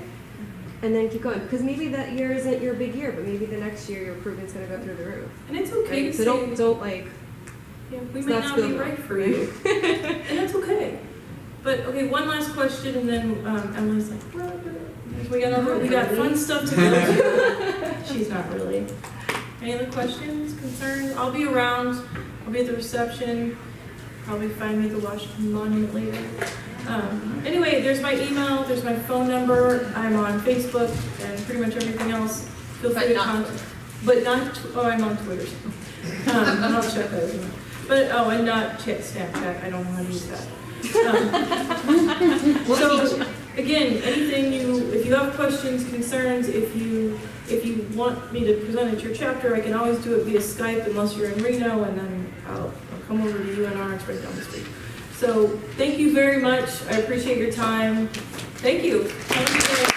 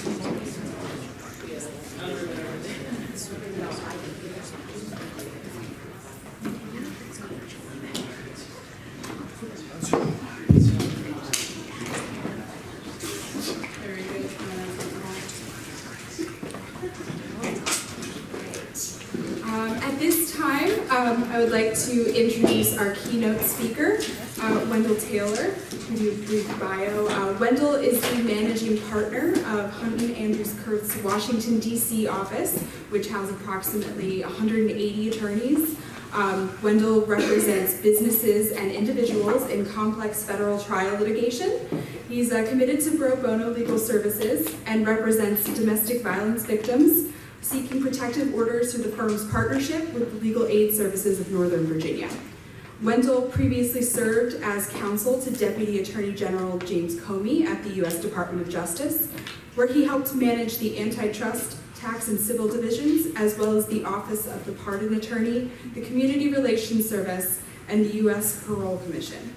Wendell also served as a special assistant U.S. attorney in the District of Columbia, where he handled all aspects of federal trial litigation. Wendell is a member of the Board of Trustees of the University Circuit Judicial Conference. He sits on the board of directors of the Military Bowl, presented by Northrop Grumman, a postseason college football bowl game benefiting the USO and other organizations supporting our troops and their families. Wendell received his JD from the University of Richmond School of Law, where he served as SBA president, and his BA from Wake Forest University. He's also a graduate of the Sorensen Institute for Political Leadership at the University of Virginia. Ladies and gentlemen, Wendell Taylor.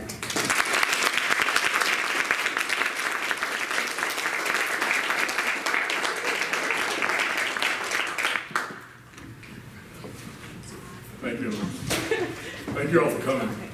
Yeah, actually wore the colors. You know, it's Saturday afternoon, so I'm really honored to be speaking here. I know I've been to conferences that have taken place over the weekend. About 4 o'clock on Saturday, I was already by the pool, so thank you all for listening to this and for that warm reception. You got a little late than the rest of you, yes. But just to be clear, I'm not going to speak for an hour. I know it's an hour on the schedule. You know, you can ask questions later if you like to keep it going, but nobody wants to hear an hour-long speech at 4 o'clock on a Saturday. If you think about it, that would be about 6 or 7 straight TED Talks, and there's no way I'm going to give you those. So I'm going to shoot for about 3 straight TED Talks, and then we can make our way to the impending happy hour. I understand I'm speaking to undergrads, law students, as well as practitioners, and that I'm here to provide leadership advice to all 3 groups. It's tough. Those groups are really, really different. And, you know, I've always felt that the practice of law is really disjointed in itself, right? Like, you know, the LSAT doesn't prepare you for law school doesn't prepare you for the bar doesn't prepare you for practicing law, and don't even get me started about how much different an associate is than a partner at a law firm.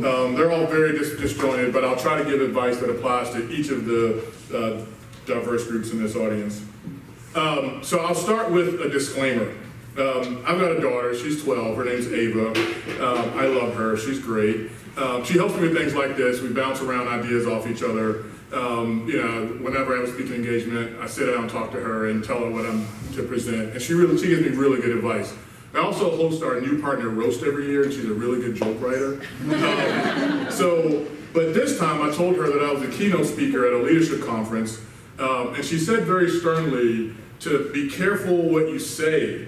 And I nodded like I understood, but I didn't. You know, I took it to mean that she didn't want me to say anything that would be misconstrued or, you know, taken out of context or would be a bad soundbite. You know, like, don't end up on World Star, right? That's what I thought she meant. Well, I was wrong. You know, I should have known what she meant, because if you know her, she's a little bit Machiavellian. So she sensed that I wasn't very clear about what exactly she meant. So she said, no, Dad, don't give them the best leadership advice you have. If you do, then they'll be just as good leaders as you are, and then they might try to come take your job as managing partner. So instead, just give them the leadership advice that you used like 5 years ago. That's a direct quote. That is a direct quote. Yeah, he's correct. Don't worry, we won't tell Ava. I'm not going to give you any outdated leadership advice. You'll get the super duper up-to-date leadership advice right here, right now.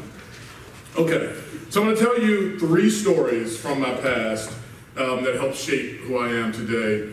These are events in my life that have directly led to my ability to be an effective leader.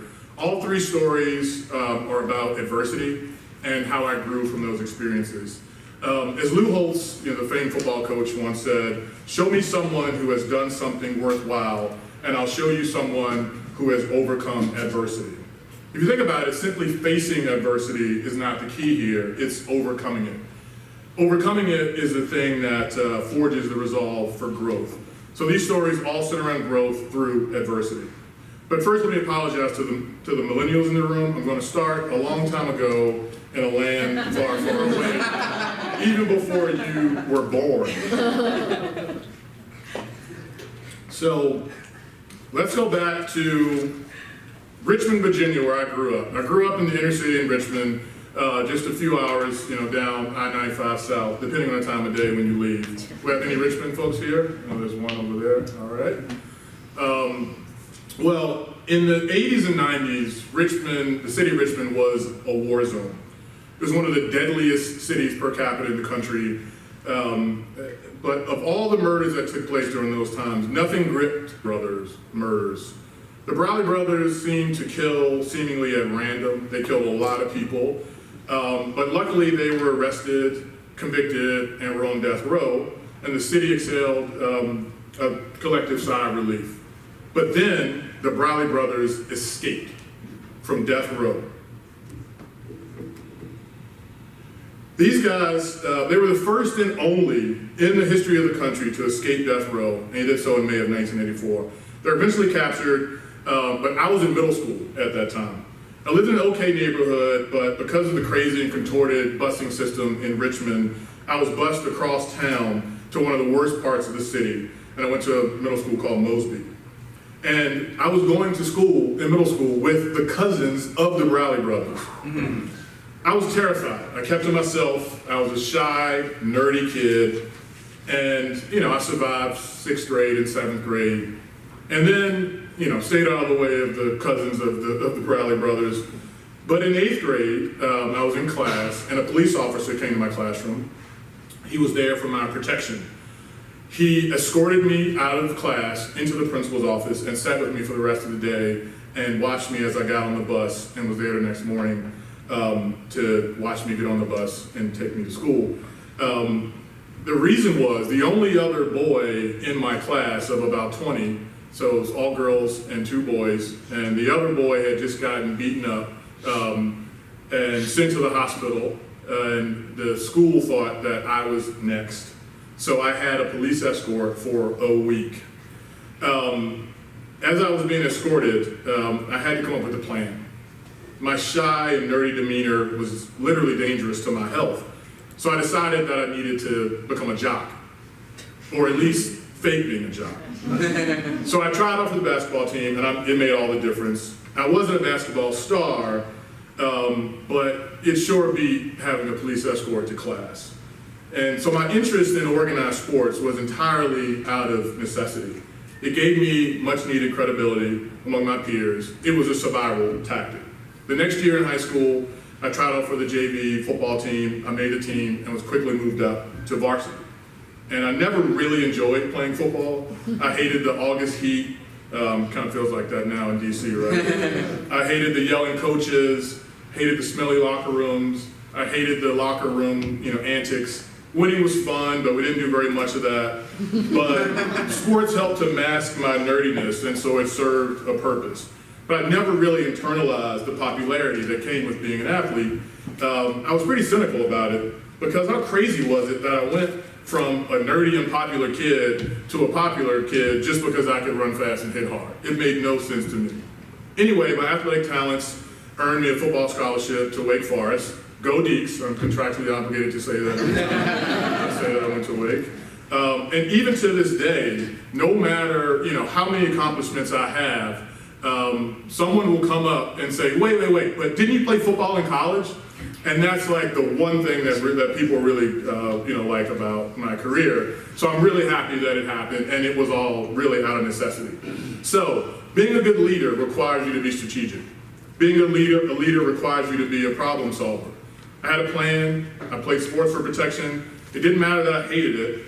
And as the pre-law students will soon find out, hating something but doing it for a purpose is a really good way to describe law school.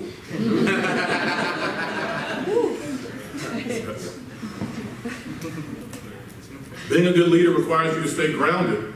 I went from a guy needing a police escort to Mr. Popularity overnight because of sports, but never internalized it.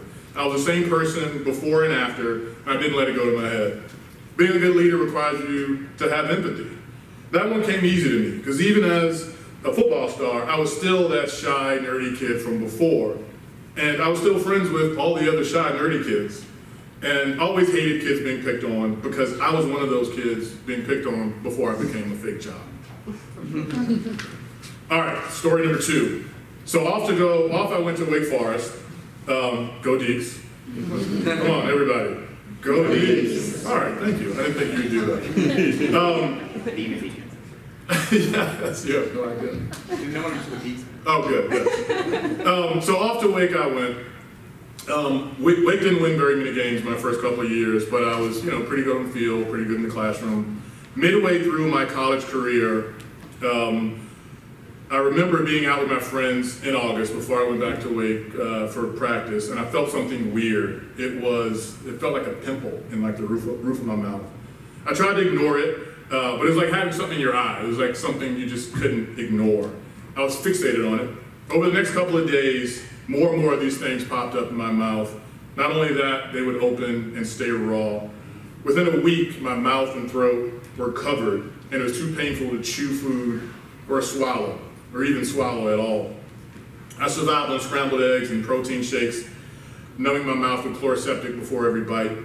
I went from doctor to doctor, my condition went undiagnosed and untreated for months. I played that entire season, the last one I ever played, and started out that season weighing about 230, 190 pounds. My eyes were constantly bloodshot from whatever was happening to me.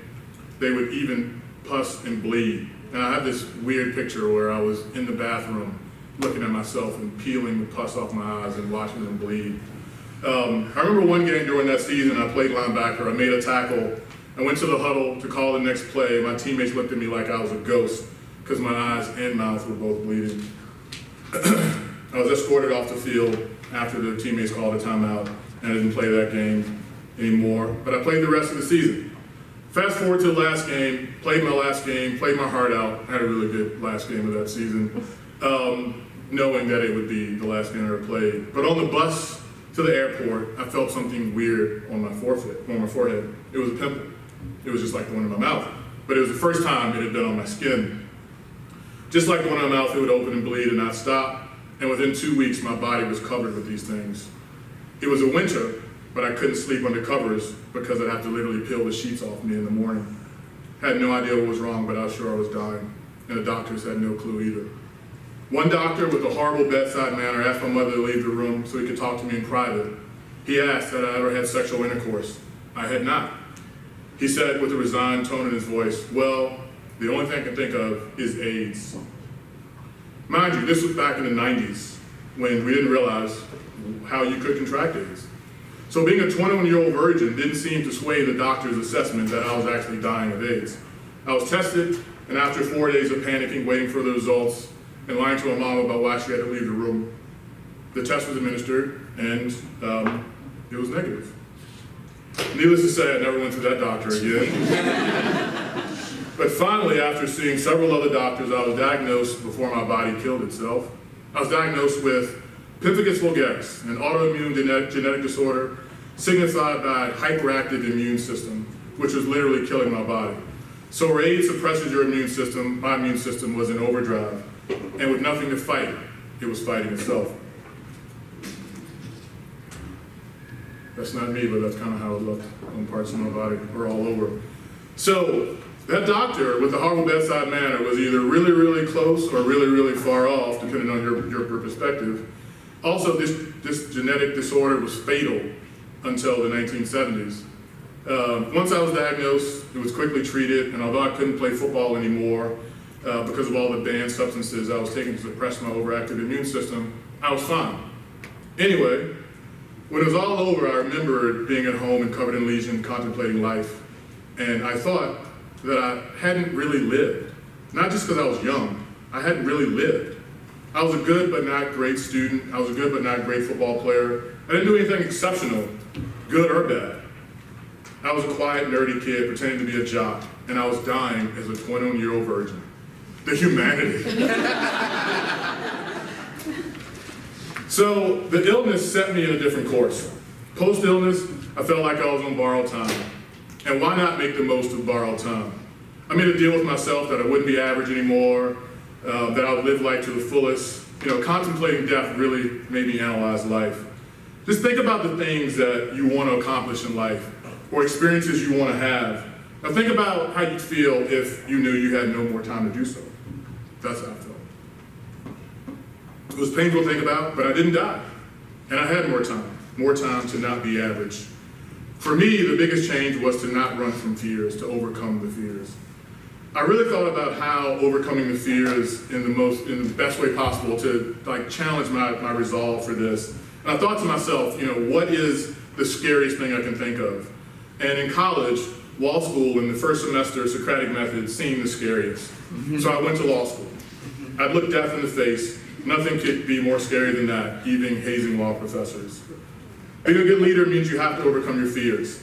Fears of being second-guessed, fears of making bad decisions, fears of making painful, tough decisions. You have to let those feelings go and lead you to the resolve of someone on borrowed time. As I mentioned, the near-death experience also helped me in the effort category.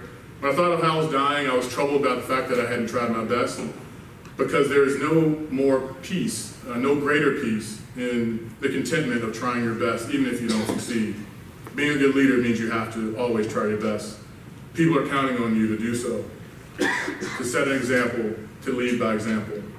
Finally, this experience taught me that I needed to have more fun in life. And for those wondering, I did have sex that year. And as you can tell, I don't take myself too seriously. And being a good leader means that you have to have fun and not take yourself too seriously. Those adversities help shape who I am today. Now, not everyone can be lucky enough to have a near-death experience to shock them into shape, but it really did the trick for me. But no matter how big or small, we all face adversity, and how we handle that adversity has as much to do with who we are as anything else. We all love the good times, but the bad times are the times that forge the resolve to grow. Luckily for me, there was more adversity to come. Story number 3. Fast forward to my second summer of law school. I was working as a prosecutor in Richmond. It was a great summer. I was able to try actual cases as a law student. I wrote a fair number of briefs that summer as well. On this particular day, I didn't have court, so I was working on a brief. And rather than sit in my cubicle at the prosecutor's office, I went to the law school where I had an office as a student bar president. I was writing a brief for the government that day, a suppression motion, opposition to a suppression motion, defending a police officer's stop and subsequent search of a black guy at a bus station. Walked downstairs from my office and was about to walk into the law library when I was approached by a man. We exchanged hellos, and he asked if I went to school there. I said yes. I extended my hand and introduced myself. Instead of shaking my hand, he grabbed my short sleeve shirt and demanded that I show him the tattoo on my arm. That's when I realized he was a police officer. I don't have a tattoo on my arm, and I told him to get his hands off me. Down the hall, I saw a police officer in uniform coming through the door and walking towards us. I said to the plainclothes officer, "What's the description of the person you're looking for?" To my surprise, he answered. He said 5'9", 185. I said, "I'm 6'2", and I haven't been that close to 185 since I was on my deathbed," and I started to walk away. As I started to walk away, he grabbed me around my waist, pushed me against the wall. He was yelling at me, and he was in my face, nose to nose. In retrospect, he was baiting me into giving him a reason to arrest me and charge me with something, or worse. Because if I pushed back, or ran, or made a movement towards him, I may not be here today. We've all seen the videos. Instead, I put my hands up, quoted the very cases that I've been citing to defend a police officer's stop of a black guy. And I told him he did not have reasonable suspicion to stop me. I said, "You should arrest me if you think you do." Mind you, He's talking to a guy, quoting case law, in a law building, in front of a law library.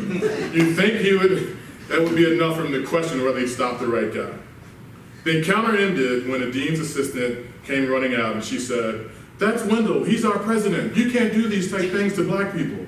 I went down to the student union to process what had happened, and came back up, and they were in fact arresting someone who was about 5'8" and was closer to most of your complexions than mine.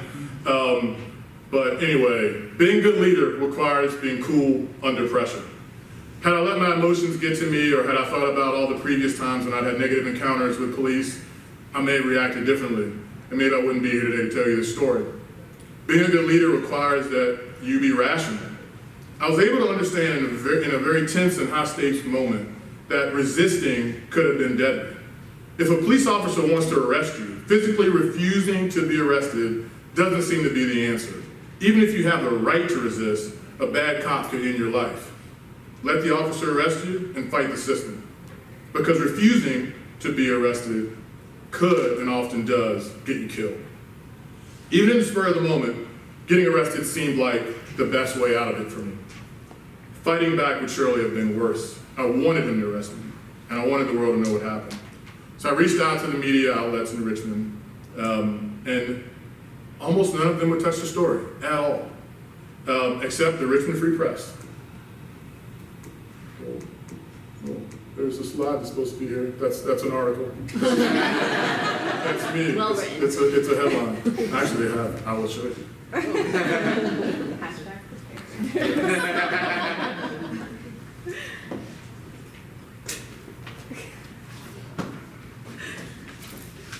Guess we don't have it, but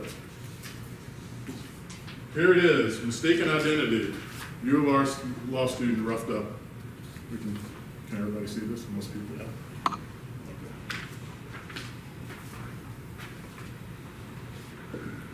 So imagine if this had happened in the age of social media. Anyway, I have this article prominently displayed in my office. So to recap, being a good leader means being a strategic problem solver that thinks of creative solutions. Being a good leader means you have to always have empathy for others, always treat people the same, overcome your fears that are holding back your greatness. Being a good leader means that you have to take comfort in making tough decisions. Always try your best and spare yourself the regrets of not. Don't take yourself too seriously, have fun, stay cool under pressure, and stay rational. And let me just slide. Here I am at my law school graduation as a graduation speaker. Doesn't really have a lot to do with this talk, but I wanted to show you. It's a funny picture too. It looks like there's only one person in the audience. But I will assure you there were people on the other side. I gave a really good speech that day too. Law school to high school, and talked about how close they were. And then I did senior superlatives law school style, and gave away awards like class couple and class flirt and things like that. And then law related ones like most likely to be appointed independent counsel to investigate a future president. It's eerily fitting for today again. And then I finished with most likely to succeed, and talked about how we're all able to succeed if we define success in our own terms, et cetera, et cetera. Anyway, it was a fun day. I can tell you tons of stories about leadership and my leadership skills. I'm gonna leave you with a couple of quick ones. As you heard, I work for Jim Comey, and I think he embodies a lot of the lessons that I've talked about today. I know he's gone from being a darling of both parties to a man without a party. So I know it's pretty risky to say anything positive about Jim Comey right now, but I feel like I've garnered a little bit of goodwill with you. So please indulge me on this one. Anyway, it was 2003. I was hired as his counsel when he was Deputy Attorney General under General Ashcroft. He hired me over the objection of the White House. I'm not a Republican. That didn't matter to Jim Comey. I was 31 years old, and just a couple months later, in March of 2004, was the now infamous race to General Ashcroft's hospital bed when Jim Comey was acting AG, and he and then FBI Director Mueller were on one side, and Andy Card, who was White House Chief of Staff, Alberto Gonzalez, who was White House counsel, on the other, and they were debating the reauthorization of the domestic wiretapping program. I was there with Jim, before he got whisked away that day. Fascinating time to be in DOJ. If you haven't heard that story and been living under a rock, then I'll be happy to tell the rest of it over a drink later. I was counsel to the DAG, and I helped manage certain components, which you heard. I worked with the Civil Division, Antitrust Division, Parole Commission, and others. I also helped to oversee the honors program and the summer law internship program. My task there was to provide a leadership office review of applicants.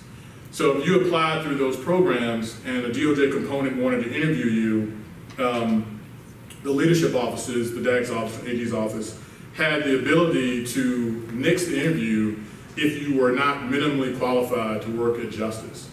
There was no real definition to what that meant, but the term was if they're not minimally qualified, then they don't even get an interview, even though you had matched with a component.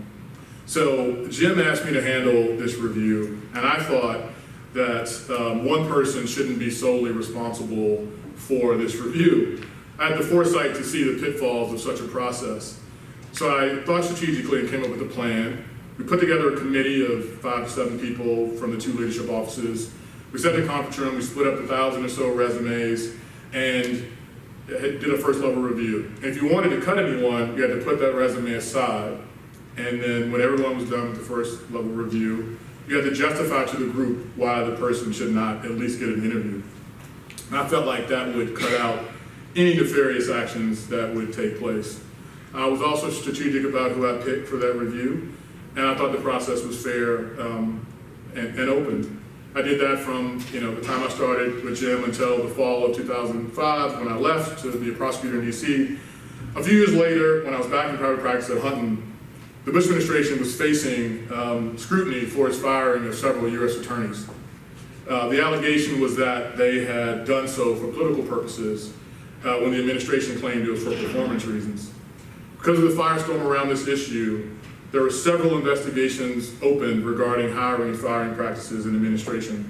That's when I got a call from the DOJ Inspector General asking about my involvement in the process, in honors program and slip, and asking for an under oath interview.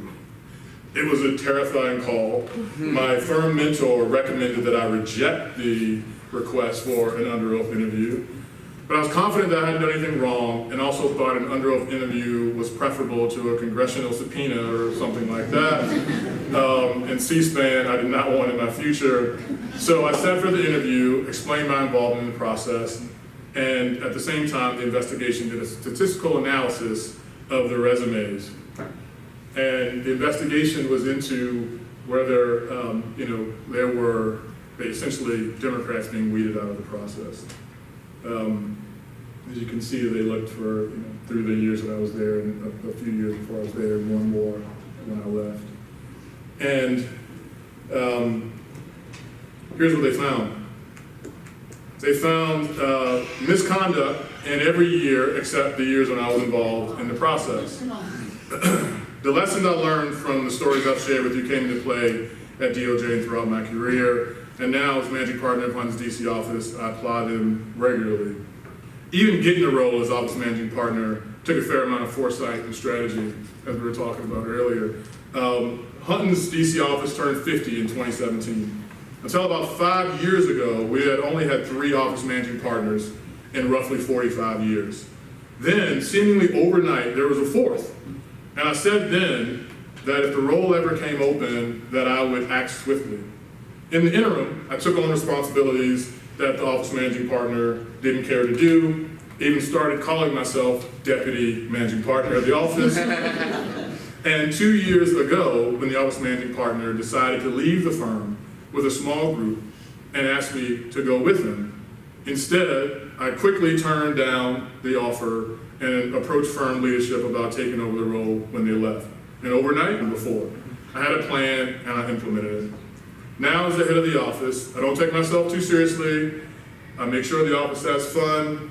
Otherwise, I'm strategic, make tough decisions, treat everyone the same, stay cool under pressure, stay rational, and try to be a creative problem solver. Someone asked me recently, how it feels to be everyone's boss of an office of nearly 200 lawyers and 350 total people. I feel like they're all my bosses, actually, that I serve them, that I'm there to make their lives easier. Sometimes I forget, I don't share these stories a lot that I just shared with you. And this is probably the largest group of people that has ever heard my horrifying near-death experience. But the skills and the leadership skills, I do think about a lot. The stories sometimes fade, but the lessons persevere. I know my daughter Ava advocates for me telling these stories more, so she'll be happy to know that I did, even if she's not thrilled about the up-to-date leadership advice. So, thank you for your time, and if you have any questions, I'm here.